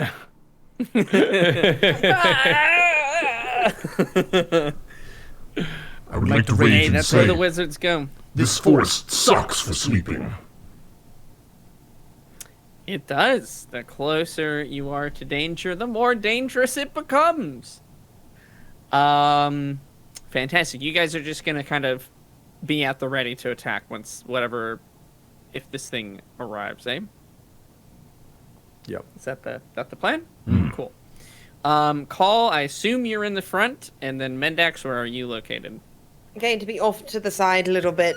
So it's like if Carl is here, then I'm like here. So I can get a little bit of a pincer flanking movement. I want to be off to the side, maybe behind a bush or a tree, so that I can maybe get some sneak attack damage that comes up through. Are you stealthing? Are you trying to be sneaky? Or are you, like, just out, but trying to get a flank? Oh no, I'm definitely trying to be sneaky. I want to hide behind something so it can't see me as well. Okay. The closest thing to hide behind would be probably some bushes at the bottom of the hill. If you want to stealth into those, you can. Yes, I would very much like to go stealthily into that bush. Fan-friggity-tastic. Give me a stealth check. It is an 18 plus 9. Okay, 18 plus 9. You melt away into the foliage as if you've just disappeared from this plane of existence itself. You have a couple of branches you've held up in front of your face. Fantastic. Call. You said you go into a rage, is that right? Okay.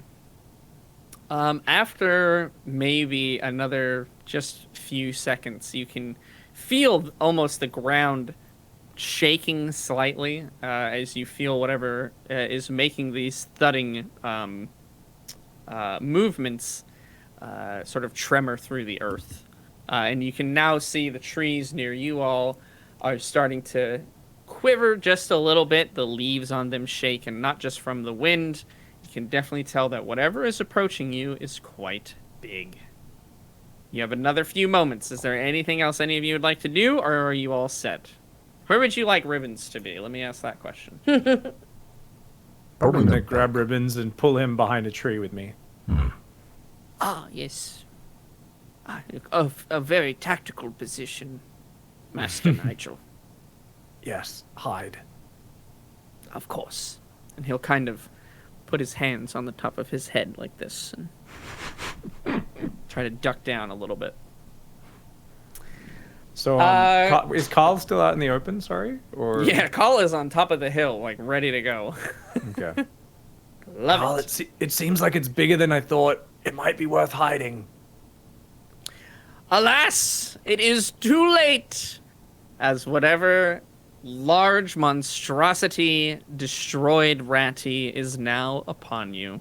You feel the almost the beat of the sort of the movement of this creature start to quicken. The pace speeds up as maybe it catches your scent on the wind. Call, give me a willpower save, my friend. You're feeling a little bit shaky.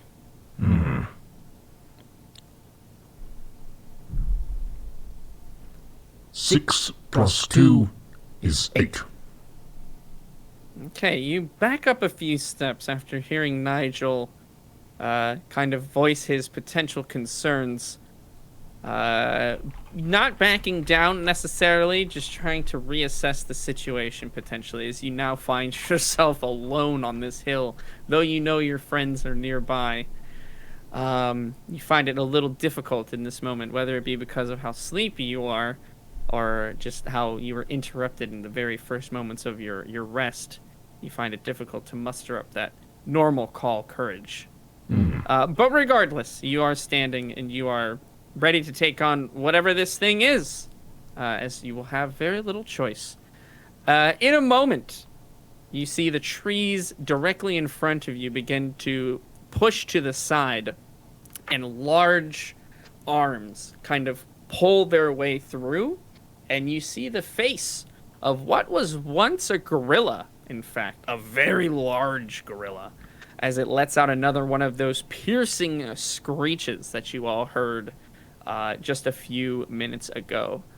It screams, looking dead at you, Call.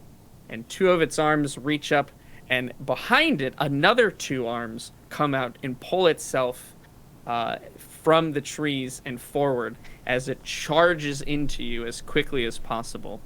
The two arms, the second pair of arms are slightly discolored, you notice, Call. Different from the other patches of fur. This gorilla, or what was once a gorilla anyways, has similar ailments to the plague eaters that you assumably fought before, where there are just massive boils and blisters and sores that cover this gorilla's body. Its patches of fur are clumped together by some sort of dried blood or some other type of liquid. There are pieces of its flesh missing. In one of its arms, you can see clean through the bones that are there, as it looks as if maggots are dripping off the inside of this creature's body. Its face is half torn off, as if it was maybe recently in some sort of combat, or if the rot that affects this creature has just kind of slawed off its the side of its face. You can see the bare bone and teeth of this gigantic gorilla. And it charges at you. What is your armor class, my friend? 7 fucking 10.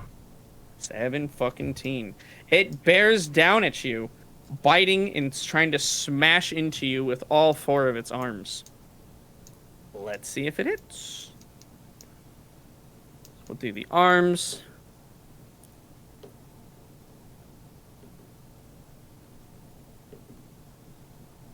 And the bite. Okay. You are working tirelessly to deflect the blows and try to parry its attacks, but there's just so many coming at you that 2 of them are able to smash into your side and 1 on top of your shoulder. It is truly a vision of speed, as this thing just comes at you with an aggression and ferocity that you have not experienced in a long time. Nothing has ever tried to kill you as much as this creature has right now. And it will deal... Oh, sorry.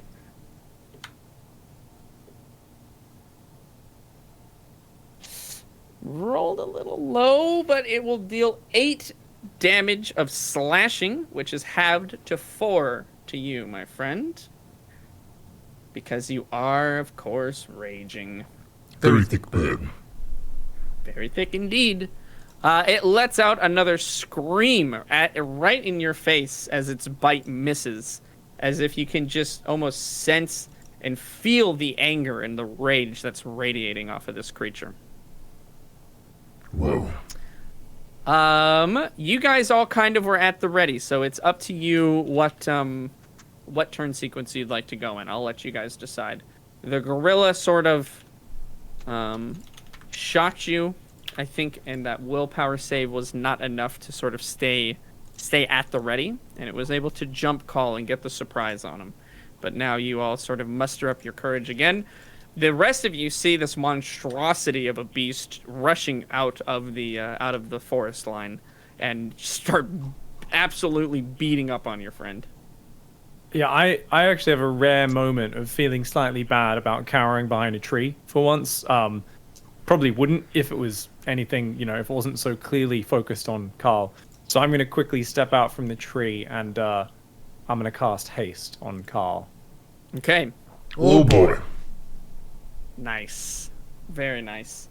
Yeah, I do whatever incantation it is. I don't know what your movements are that you like to do to cast haste. But Carl, you're filled with this sudden burst of extreme energy as you find yourself just almost as if your blood was made of quicksilver. +2 AC, extra attack each turn, and advantage on dex saving throws. So.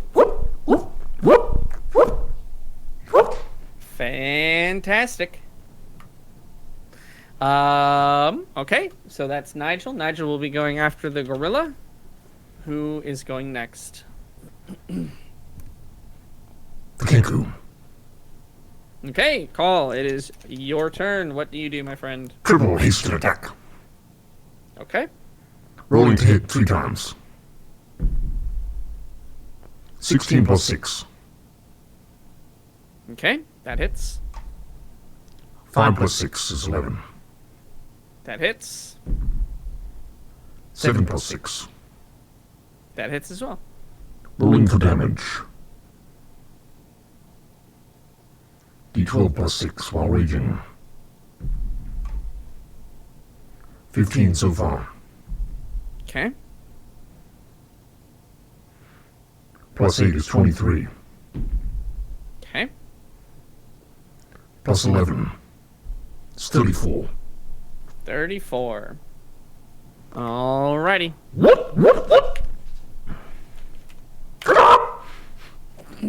It sounds good. You connect with all 3 of your scythe attacks, slashing in and cutting through very easily the skin and bone of this creature. Again, blood and this black ichor sort of start to ooze out. If patches of fur cling to your scythe with every hit, and you can just see, again, these sort of insects, these maggoty insects, start to drop out of its wounds and onto the ground. I would like to flick the end of the scythe to make the muck fly off. Okay, fantastic. Give me a d20. 18. Okay, yeah, you flick the muck off and onto the grass patch nearby. Whoop! Alrighty. Who's next? Would it be Ribbon's turn next, or am I? It's Can whoever. I jump in whenever? Yep, you can jump in whatever. If you Oh, okay, want I Ribbons was- to go next, he can. Let's have Ribbons go next. Why not? Alrighty. Ribbons will sort of meekly move forward. And...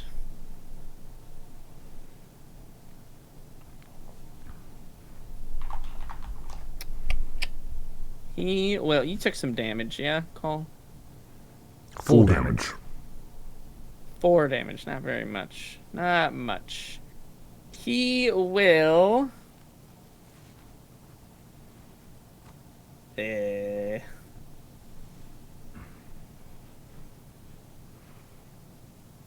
he is just going to kind of move around again his barbed wire effigy, and you see a small sort of at the feet of this giant gorilla. These almost like barbed wire tendrils come out of the ground and try to slash at his feet. And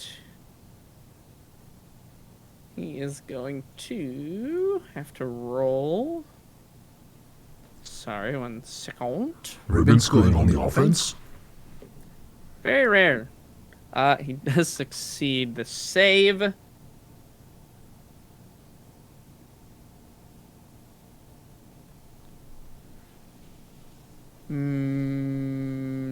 And nothing happens. The damage is negated, unfortunately. But he, that's why he doesn't go on the offense very much. Good try, Ribbons. Oh yeah. I'm a bit rusty at that spell. Mendax, it is your turn. Okay. I'm going to shoot my crossbow at the one closest to Carl. Or at the one close to Carl. At the guy. Yeah. In my head, I'm like, 4 At arms. the thing. There's 2 of them. No, there's not. There's just one. There's not. At the single one that is also close to Carl. Okay. Oh, I got a nat 20, baby! Jesus, baby. Baby! Hey! Hey, baby, let's go. Gabagoo, Screw- got the nat 20. Gabagoo. Yeah, you're gonna skewer that zombie Kong. Show him what you got. I know what the hell you're doing on my hills. Kong. Get the fuck out of here. I'm trying to sleep here. What the Fucking heck? monkey. All right, give me the damage. That All definitely right. hits. My damage for the short bow, 1d6 plus 3. But it's also sneak attack, so it's, Mm-hmm. I think 5d6, is that right? Because I think Jesus. it's 4d6 plus the 1d6, so it's 5d6 plus 3. All right, I'm going to use 2d6s just for you. Whoa. All right, I got a 3 and a 4. 5 and it. I'm not doing any of this No. math. Okay, 3 3 and or a 4, four. 7. Yep. 5 and a 2. 7. That's 14. 14. So one more. That's 4, so one more. Yes. And it's another 2. 16. All right. Plus 3. 3. So 19. So 19. Math. Yes, I got it.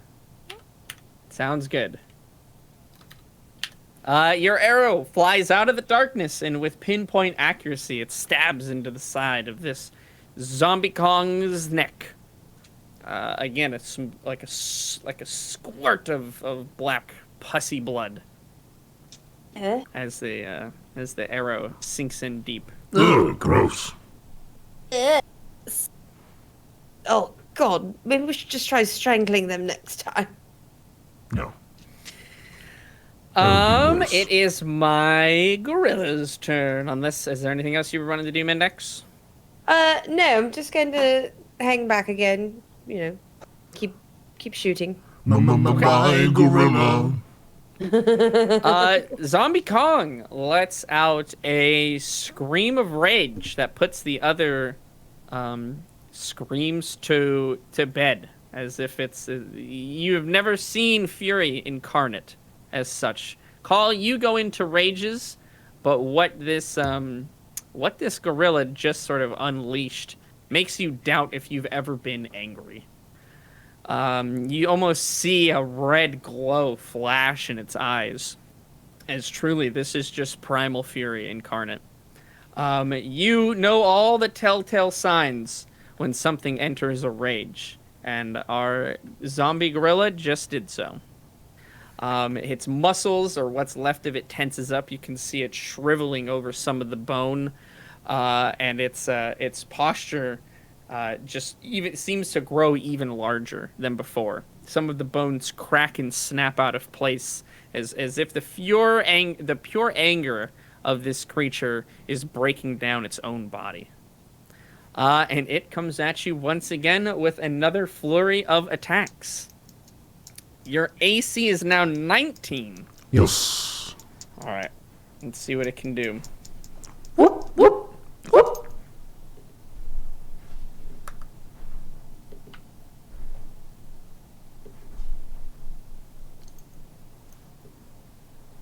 All right, it smashes into you with one of its claws and is able to bite down into your shoulder as well. Ow. It will deal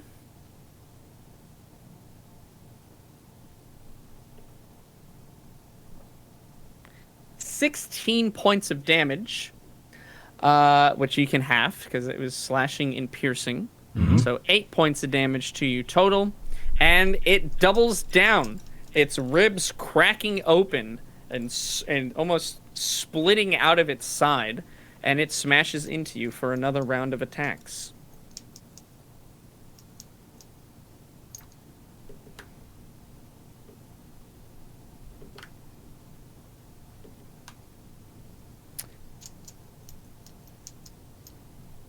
And this time, having much more success as its bite pins you into place a bit easier for it to attack. It pummels into your chest and stomach with 3 of its hands, smashing into you.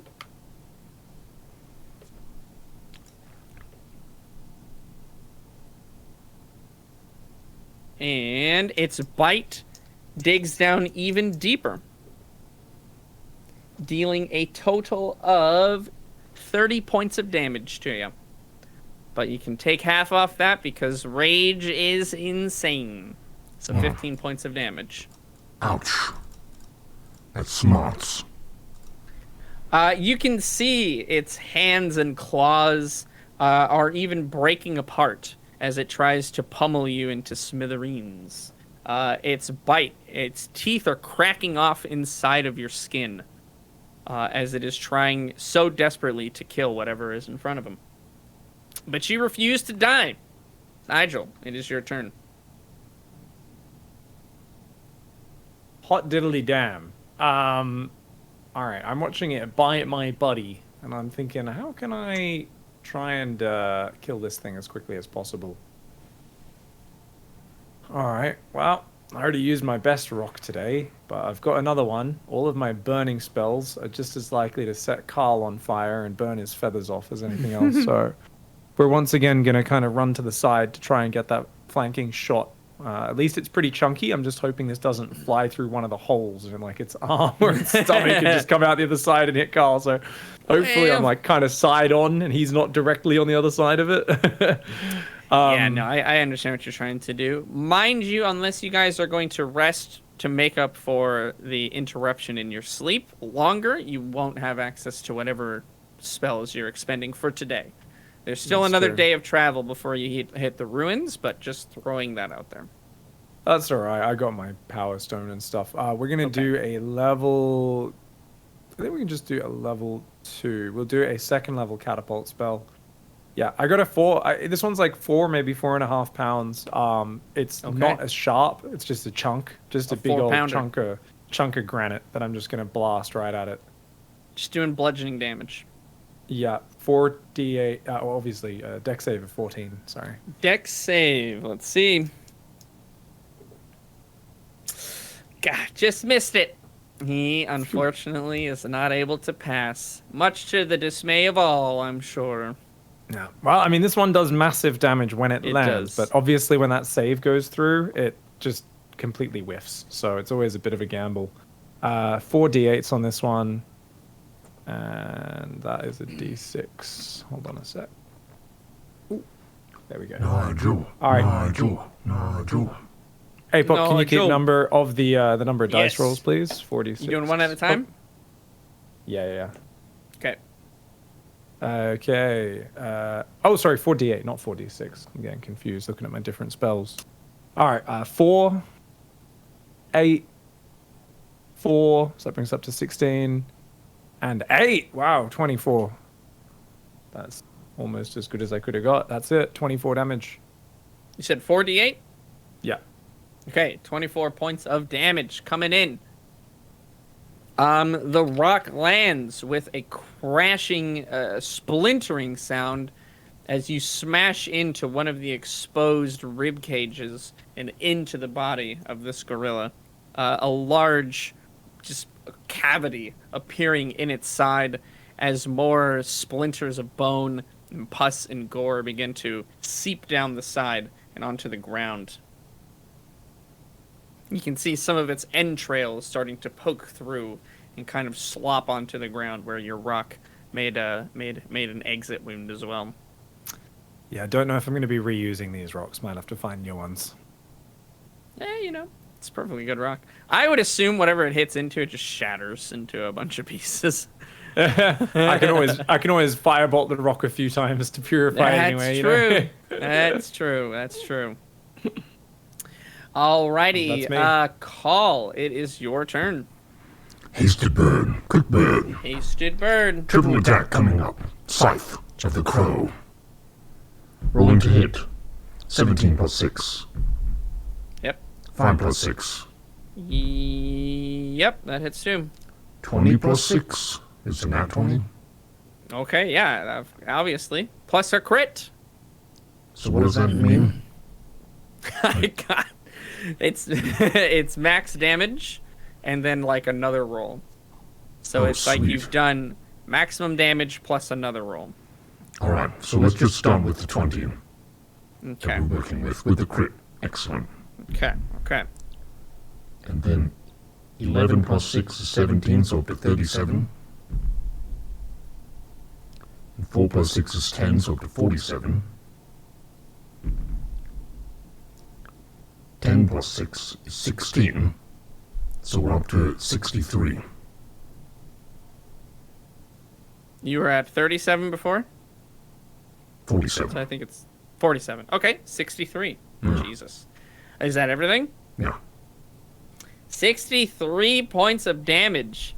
As if to show this gorilla that you still mean business and you are undeterred from your raging ways. That demon soul that resides inside of you almost flares up as if to rise to the challenge that's been laid down. As who can truly feel the most rage and fury in their soul? There's no contest. It is obviously calm. You think You you're lash pissed? out. I'm pissed.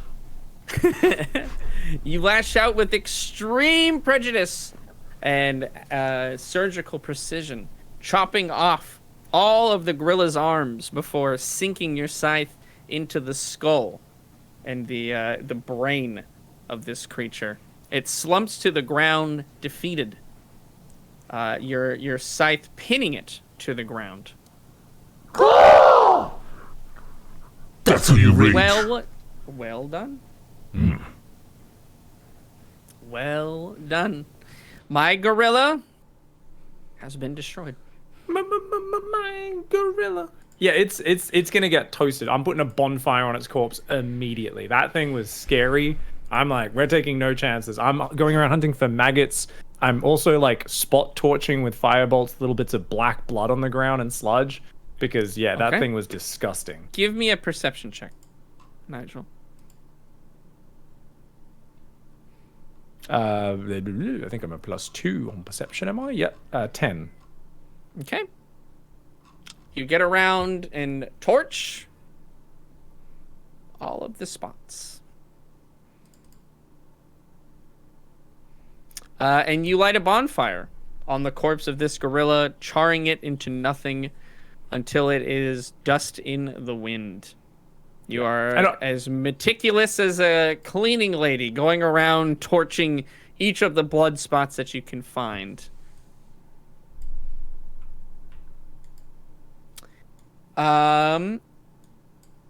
As you're moving around, you notice that all the blood spots have sort of fresh maggots in them that are scurrying away and that you're charring.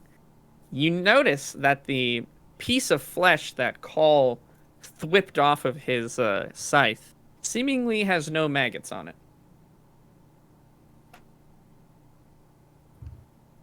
Look at this. There's maggots everywhere where the blood is, but on this piece of flesh, for some reason, there isn't. What do you think of that, Mendax? Maggots on. Is there any blood on this flesh, or is it just a piece of flesh with no? Oh no, No it has blood. blood and gore on it. Yeah. No maggots on that. I have no idea what to make of it. Maybe they don't like scythes or crows or birds. You have your scythe is magical though. Yeah. Maybe there's something about the properties of your scythe that negates. Carl, try picking up the piece of skin. Maybe you've, magically purified it, and then chuck it on some of the maggots and see if it kills them. See if contact with the scythe, even without getting cut, somehow harms them. Okay, we'll lift it with the scythe. Try not to be grossed out, and I will put it onto the blood spot. Yeah, nothing happens. The maggots seem just as happy to crawl over and on that as you see. All the maggots try to go away from each of the blood spots that they're on, and make their way into the forest. I'm still trying to burn them quickly and just leave the Sure. couple in front of Carl. Carl, try just putting the non-sharp bit of your scythe, the flat, onto some of the maggots. See what happens. Okay, we'll do so. Besides maybe squishing a couple from the weight of the scythe, nothing happens. Okay. I'm at a bit of a loss to it, but make sure you burn or squash or kill any of these maggots before they get away from here, guys. You guys spend time. Ribbons will help out as well, going around. He'll pop a few of the maggots. Does he enjoy between it? his thumbs. Yeah, he's having a good time. What does it sound Thought like? so. Some of the extra juicy maggots. Gross. Fantastic. What is the plan from you guys now? You've been interrupted twice in your sleep. And you're not feeling very rested whatsoever. How long's the short rest? Short rest, I believe, is 2 hours. It could be. up And to what 4. benefits does that give? Let me read it straight from the handbook. Ba, ba, ba, ba. 1 hour long. during which a character does nothing more strenuous than eating, drinking, reading, or tending to wounds. A character can spend 1 or more hit dice at the end of a short rest up to a character's maximum number of hit dice, which is equal to the character's level. For each hit dice spent this way, the player rolls the die and adds their constitution modifier to it. You then regain that many hit points. Oh, I should have done that for the first one. Then. Yeah, many people don't do this, and I don't even often remember that this is a thing, but it's pretty strong. It's pretty good. Carl, how are you doing for health? 49 of 76. So I'm mostly there, but I definitely took some hits. Should we do it? So it's probably about 2 a.m. Speaking or of 3. hits, real quick, Call, give me a Constitution saving throw. Oh yeah, he got hit a few times, didn't he? Yeah, but he got bit. Oh yeah, that's got to be worse. There's a lot of bacteria in that. Natural 20 plus 7. Okay, you're okay. His body assimilates the natural- plague and turns it into Your- part of his own strength. Your natural bird immune system seems to take care of any virulent leftovers from the gorilla. I knew eating those rockfish had to have some sort of benefit. Yeah. All the feral crap you've eaten out of garbage bins in your time and stuff. Yeah, you're good. What would you guys like to do? Ribbons can definitely heal you, Call, or if you want to spend hit dice to heal, you can do that as well. You could heal us. Do we want to just rest until we're long rested before we proceed? Or do you think we could go to the next spot and sleep and pray that we don't? We've only done 2 2-hour shifts of rest, so we could just start the second day kind of later in the day. I'm Yeah. assuming sundown's around 7. We're all starting to sleep 8 or 9 in the evening, something like that, because we're definitely not traveling when it's dark. Yeah. So it's probably 1 or 2 in the morning, maybe 3 at the latest, right? It's about 1 a.m. Yeah, 1:32. Yeah, something around. Yeah, I mean, if we try for 8 hours, then it'll be 9. It's not too late in the day. The sun will definitely be well up, but I'm happy to just try for the long rest. All right, let's rest it up then. Okay, let's do it. Okay, Ribbons will cast.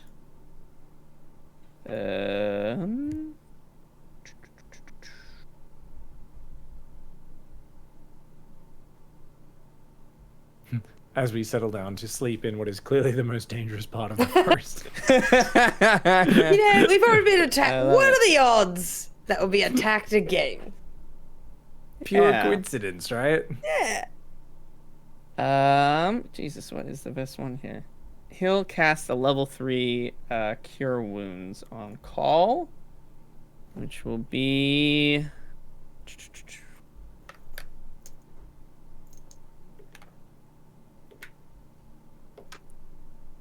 I guess I might, 18 HP. Back to you. Thanks, Ribbons. Oh, you're welcome. Do you require more healing, Master Call? Well, maybe a bit. I'm 67 of 76. I don't know what that means, but okay. Oh, He'll cast another one.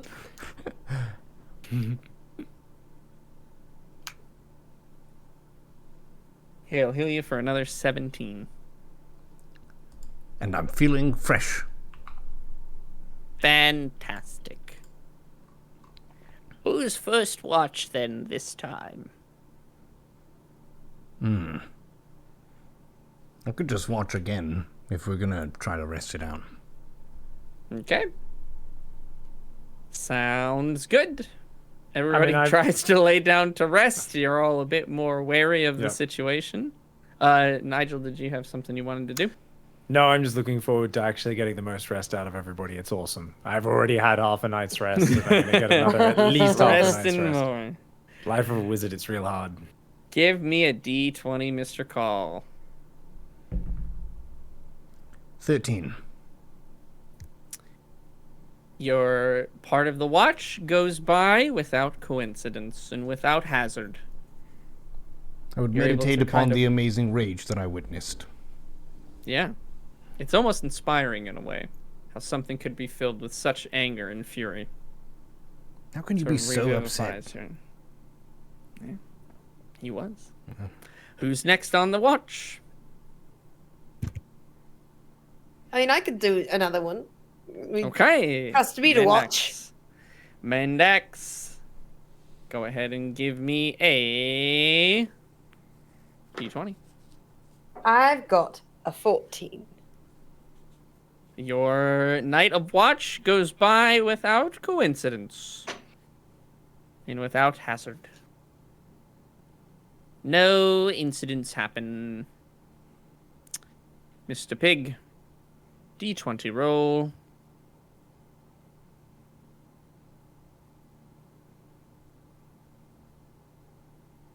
Oh, 8. An 8. Well, aren't you the lucky one? Give me an intellect saving throw. Jeebus.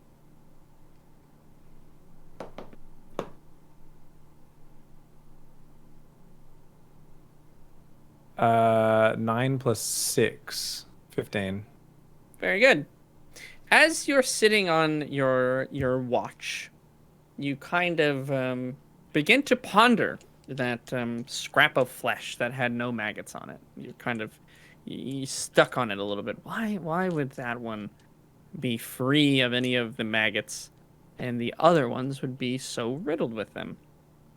And through maybe an hour of just kind of thinking about it, going through all the different sort of how necromancy works and how magic, kind of interacts with it, but the test results that Call gave you as well, kind of just scratching your head until you realize, in a classic Nigel error, that you've overthought the situation once again. And as that happens, you hear 3 piercing screams out in the forest. Maybe 300 feet away from you. You realize the reason why that flesh didn't have any maggots on it was because it had already left and gone into the forest by the time you guys finished combat. Shit. That's obvious in hindsight. Alright, get up, guys. Let's move. We've got 3. Okay, I'm going to quickly shake you both. We've got 3 more Plague Eater gorillas coming in. It sounds like the same cry, the same shriek, right? Same type of scream. We've got 3 more coming in. They know where we are. We can quickly leave. Hopefully they won't be able to track us. Or we can try to fight. I say we leave. Right now. I'm down with leaving. Alright. They're going to be really close. We need to go right now. They're coming from the south? The south. The screams were farther away than you heard the first time, but they definitely weren't that far. Yep, they'll be here within a minute. We've got to move right now. Let's head east and then try to work our way around to the south. Fantastic. You all get up in a haste, in a hurry, and pack up. I mean, you basically had nothing to pack up. You didn't really make camp. You just had maybe your bedrolls. You grab that, maybe shove that into the bag that you have, half zip it up so it doesn't fall out, and you start running as fast as you can through the forest to try to evacuate the area. Give me some survival rolls. Let's see. Hold on. Let me think real quick. Let me think real quick. I'm gonna also just do a little bit of a test here. I don't know how this works. I have no idea the senses of these Plague Eaters. Sure. But we're gonna go for an old classic. Today's been a bit of a nostalgic day. First session in 2 months. Classic And, illusion. We're gonna see if gorillas like to eat pigs. So we're gonna send an illusion. Obviously, I'm an illusion mage, so that's all my specialty. So I get the improved illusion bonus and everything like that. I can make sounds, and very realistic images. Let me just check if there's any sort of range element on it. Oh, sorry, my headset went out real quick. One moment. Very high definition pig. Like really crisp image. I know why it went out. It's because Mrs. Goblin is tapping something on the iPad, and my headset connected to that iPad. The classic. But I am back, and we'll let her know to turn the Bluetooth off. Bluetooth headphones, they're so great. until you can't hear anything anymore. Yeah, I thought mine like broke the other week, and then it's just my laptop was somehow connecting to them. I was like, how do you bloody piece of crap? Anyways, yeah, I think I can You're conjuring only an send, illusion. I think I can only send it 30 feet though. Let me double check if improved illusion helps that. Sorry. Yeah, Been a yeah, while yeah. since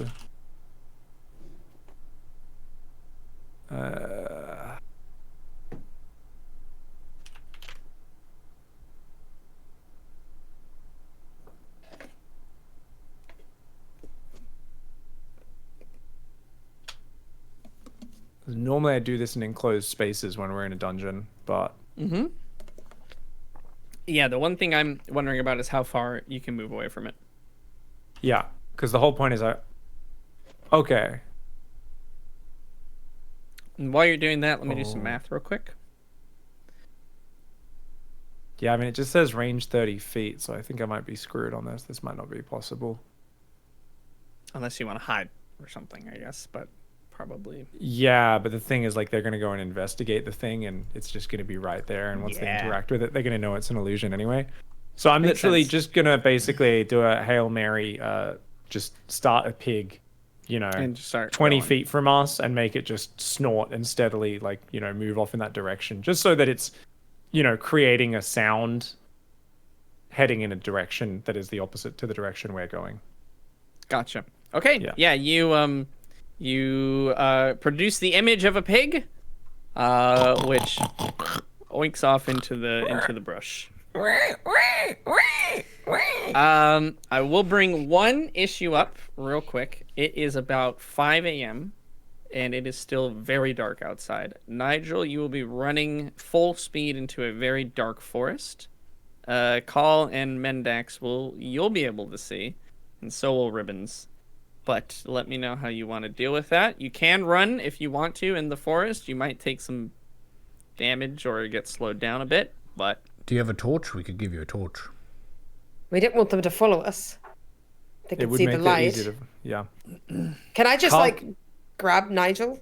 Yeah, you can lead me potentially. I mean, we're not going to be full sprinting. We're going to be like jogging, right? Essentially, because Okay. obviously we do need to maintain an element of stealth.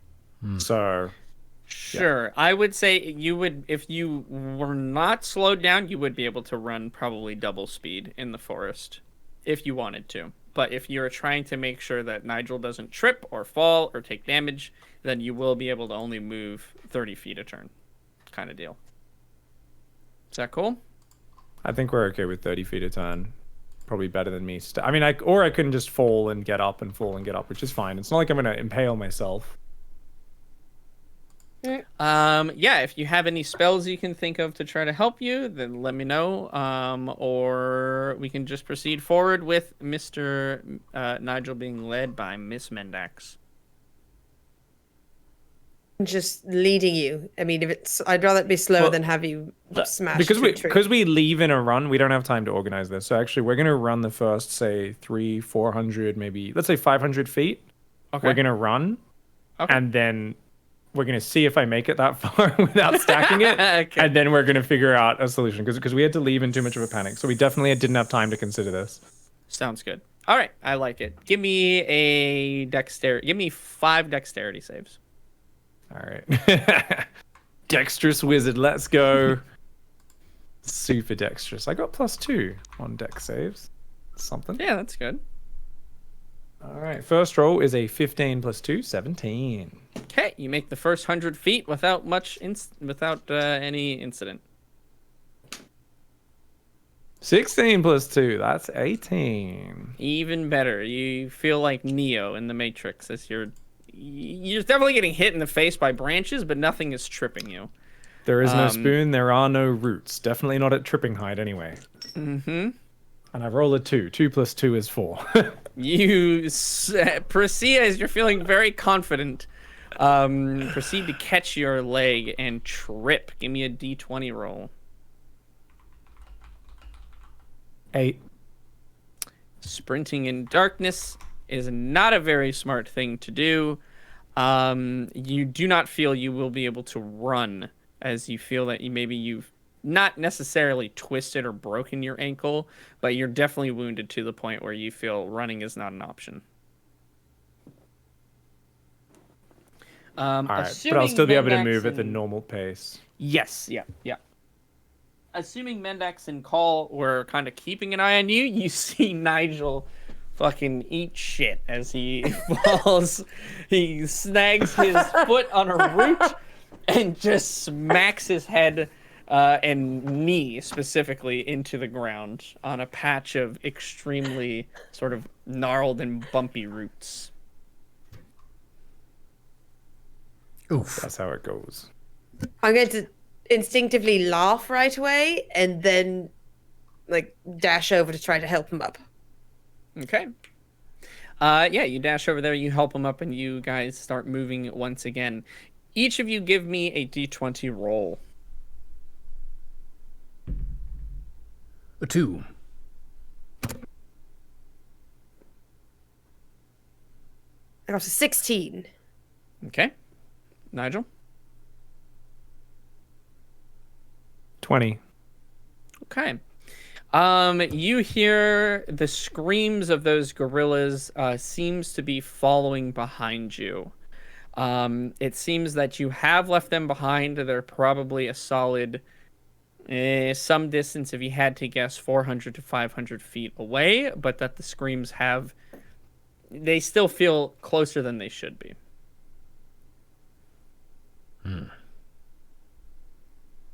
You don't know if you've outrun them quite yet.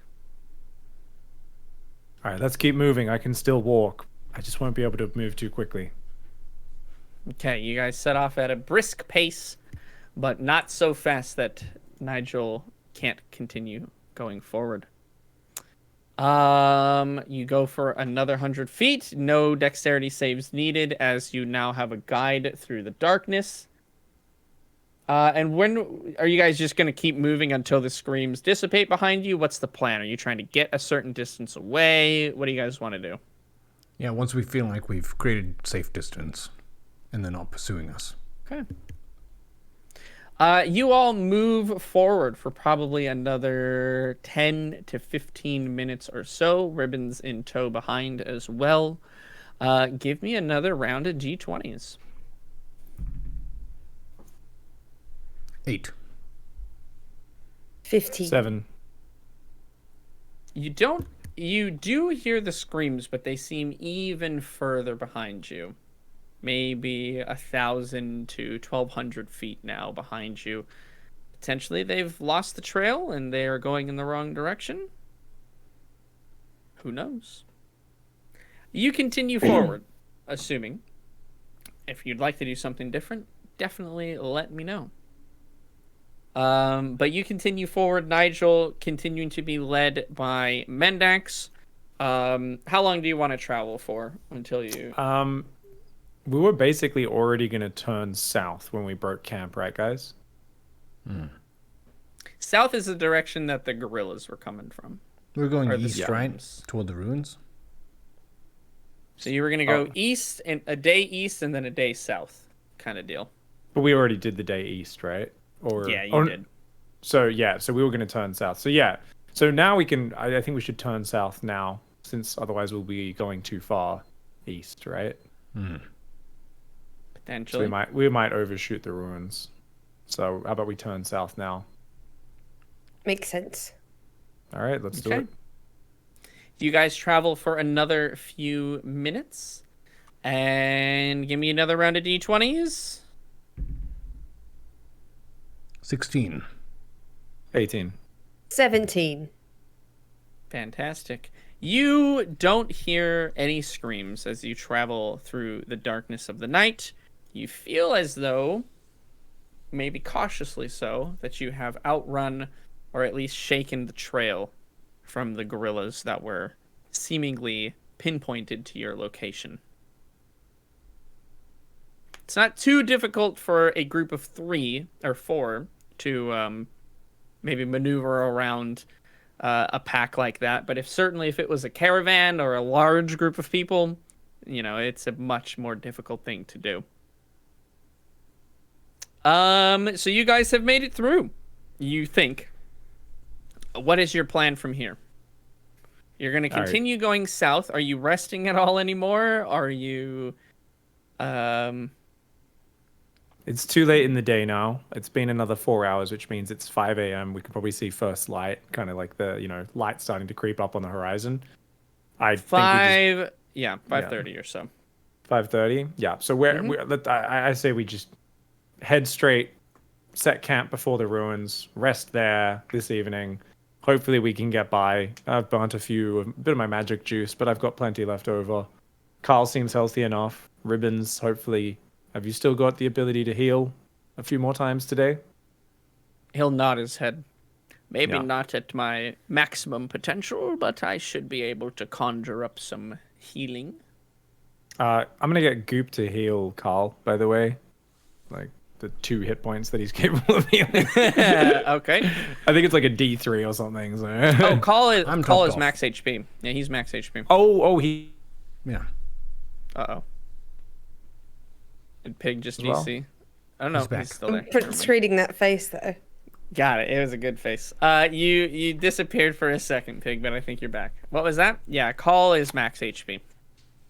Okay, Mendak's max HP too. I wasn't, but then we did have a few short rests. You could definitely spend the hit dice if you want to in order to heal up. Yeah. How does that work again? Yeah, so if you go to your Is the reason it's hit dice just so it's like limited, so you can't just do like 5 short rests in a row, right? Yeah. Yep, exactly. Cool. I'm trying to see if it shows it on your character sheet somewhere easily. If not, go to the rogue page, which I can do very quickly. Rogue. Yes. And Oh, it'll say it in like the description, basically. short rest. Hit die 1d8 plus 2. Okay, yeah. So 1d8 plus 2, and you can spend up to 7 of those. So you can do it one by one until you hit your max HP. You can do a bunch at once, up to you. Okay, I'll start out and see how we go. Well, I got a 1d8 plus 2, so that was 4. 2 plus 2. Okay? So you heal 4 HP. You can keep doing it if you want to. I'm going to keep going. Okay. 5 plus 2 is 7. Okay. So that's 11 total. Yes. And I'll do one more. Just see if we can get, because I'm only 4 away. Top it up. Just kind of top Might off. as well. And I got 4 plus 2 is 6, so I'm back to full health. Back to full HP. Sounds good. Alrighty. You all decide to head south. Are we traveling at a decent pace, or are we sneaking our way through? What's our goal here? I think we'd Let me know the prioritize saving general. our energy and not being found out. Okay. Now that it is essentially the beginning of the day, Nigel, you're able to be to walk around unimpeded. Definitely dark vision or somehow obtaining that might be a priority for you in the future, but that's a problem for Nigel of another day as you made it through the night. I tell you, one of my big gripes with D&D is dark vision. Every time dark vision, everybody gets to see in the dark, but not Nigel. He can't see anything in the dark. I'm dungeon handicapped, okay? He That's- is. I love it. Fantastic. You all travel through. The day you guys remain relatively cautious, and besides this, the sort of fear maybe at the back of your neck that maybe you didn't quite get rid of the gorillas, you haven't heard their screams for the last several hours, so you do feel pretty confident that you've outrun them, but that was a bit of a chilling fight experience. Even though you guys remained relatively healthy throughout it, certainly fighting 2, if not 3 of them at a time would be an extreme endeavor and would potentially be enough to take your party down. But you were able to avoid the conflict. You travel through the day relatively with no incident. You're not quite at the plague eater's army that's surrounding the wilds. What you encountered, you figure, is either a stray pack of them, scouting patrol, who knows exactly what, but regardless, you feel as safe as you can in this moment that you've avoided utter destruction, at least for now. As you travel throughout the day, you take a couple of breaks here and there, eat some food, recuperate yourselves. You definitely are a bit more exhausted than you would have been, obviously, had you gotten a full night's rest. Having to deal with 2 combat encounters as you're trying to sleep. But you all have been through this song and dance before, many times, in fact, by now. The Wayfarers are no stranger to danger and are very, very capable of working through the night, even if necessary, without getting a nice 8-hour sleep. You guys continue forward and eventually do start to see some rubble, sort of some stones that are coming out of the ground, but they look different than the rocks that you've encountered so far. These are quite large, and they looked as if they were kind of shaped to be a bit more flat. At this point, they're quite overgrown with moss and different kind of foliage as well, but you can definitely make out some of the stones and the rocks, and you can see it looks like you guys might be starting upon this ruin.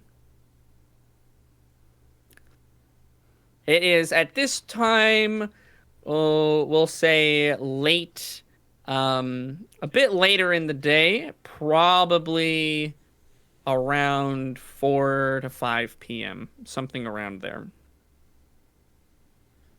I think it's best we look for a place to set up camp before we enter the ruins and head down. Truhorn said people hadn't been there for many, many decades, and he didn't know what might move in. I mean, we know that when a ruin or an underground set of catacombs is left to its own devices, all sorts of creepy crawlies could end up there. Yeah, I thought I picked a good camp spot last time, but it wasn't very good. Well, what if you picked one that was on the low ground? Who knows what would have happened then? Maybe that was the best outcome. You don't know. Time to redeem yourself, Carl.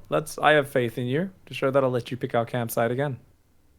I'll rustle my feathers and then go look for a good spot. Okay. Give me, what kind of spot are you looking for?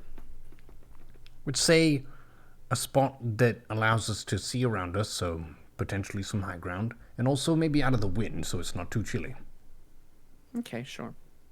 Go ahead and give me a survival check. Survival bird. 13 plus 2 is 15. Okay. You're not able to find anything that's like on high ground, like a hill, unless you want to venture off back into the wilderness from the direction that you've come from. But you do find a relatively flat patch, sort of on the outskirts of the ruins. It does have kind of a half broken down wall on one side, and it's cornered with another wall. So you guys do have a little bit of a block from the wind. And it is relatively flat. It is made of rock, so it's not the most comfortable, but it is at least level. And you're not sleeping with any knots or thorns in your side. We can set up here for the night. All right. Are you going to light a fire? I still vote no fire.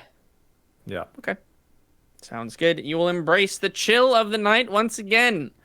And I will ask once again, what's the plan? Are you doing watches? Are you all just going to sleep? What would you like to do? Like, definitely watches. I could take the first watch again. I don't know. Isn't this forest really safe? Yes, they call this the safe forest. I just had really weird dreams last night that I got attacked by gross zombies. You can leave your door unlocked in this forest. It's totally safe, guys. I can resummon Ratty, and we can just put our faith in a 3 intelligence rat to keep watch over all of us, and hope he can distinguish dangerous things from not, from, you know, the eye level of a toe. But maybe watchers, actually, now that I put it that way. I think watchers are good. Yeah. I'll go first. Okay. Alrighty. Call. Give me a d20. Watchful I bird. do wonder if 17. Goop could actually keep watch. What would happen if we got Goop to keep watch? I'll try that next time. Okay. 17. Yeah, the beginning of the nighttime goes on without any incidents happening. No strange noises other than maybe some sounds of night creatures. Nothing certainly like the screams that you heard last night. And the wall is quite nice, blocking some of the wind chill from you. You're able to situate pretty comfortably. 2 hours passes, and who is next? I can go next. Mendax, you're up Mendax, next. it's your turn. Don't worry, guys. I've got this. She's got this. Nothing bad could possibly happen.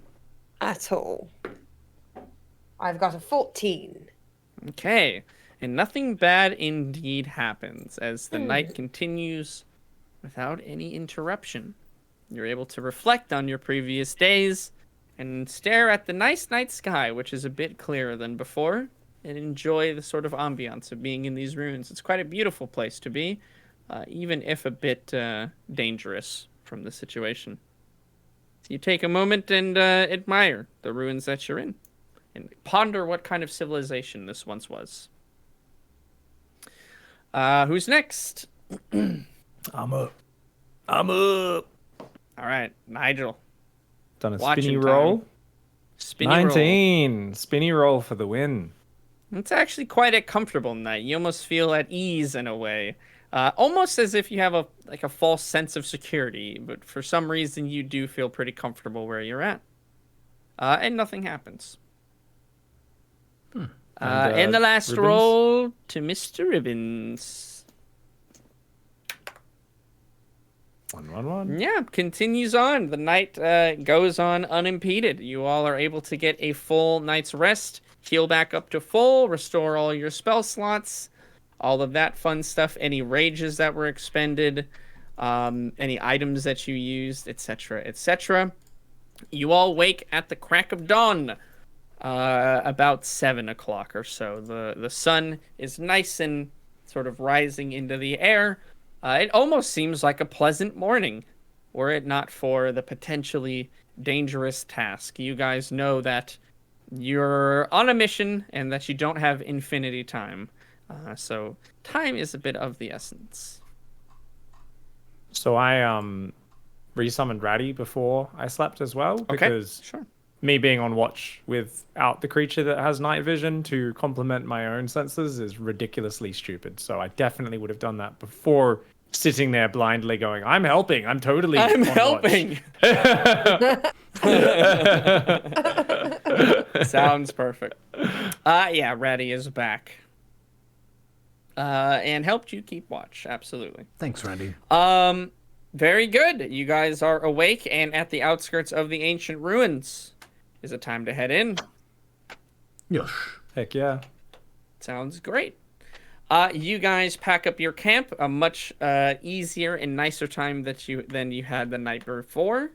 And you make your way into the ruins. The architecture and the buildings, at least the shapes of them, sort of start making themselves present as you feel maybe you're walking down a street or something of this ancient civilization. Again, everything is overgrown. There's patches of moss and grass and vines and even some small plants that are growing on the top of some of these rocks. Everything is ruined. All of the rocks are broken down. None of the current shapes of the buildings are usable anymore. But finally, after maybe about an hour of travel, you reach what you imagine the center of this village or town was, as it's marked by these large statues. They are crumbled, they are a bit destroyed, but you can still make out it looks as if they all depict some sort of four-legged centaur or some sort of creature of that design, whether it's like a primordial centaur that existed long ago or just an ancient tribe that existed since you guys flung yourselves into the future and has since been destroyed. You're unsure. But one thing you are sure of, as you each now walk into the plaza and gaze at sort of this magnificence, is that you actually don't know where the caverns begin. And that's where we'll go ahead and end the session for today. I think that seems like a good spot. You've made it to the ruins, but you're not quite sure where this secret passageway is supposed to exist. We should have asked him how to get in. Well, that is a problem for the Wayfarers of tomorrow. And you'll have a whole couple weeks to a month to think about it. But fantastic. Maybe we'll be lucky. We'll be back in just 2 weeks. Fingers crossed. Maybe. Crossing the old fingies. And remember, if you're accosted by zombies, kill it with fire. And don't eat them. It's bad for your health. It's quite bad. And don't obsess over the magical free of maggot piece of meat while, missing the obvious information in front of you. Yeah. Ribbons helped out with the watch once again, and once again, it didn't go well. Thanks, Ribbons. He did his best. He did. Oh, you're welcome. Literally like 6 seconds into his watch as well, yeah. Yeah. 6 seconds in. Gigantic zombie, 4-armed gorilla coming at you. He's Love like, it. Love it. Love it. I need some pain for my mistress, I'm like, And he summoned this creature to us. Yes. yeah. Get a bit of action going, bit of pain. Well, good being back, everyone, and we will see you all on the next episode of Wayfarers. Stay safe out there. It's dangerous in these woods.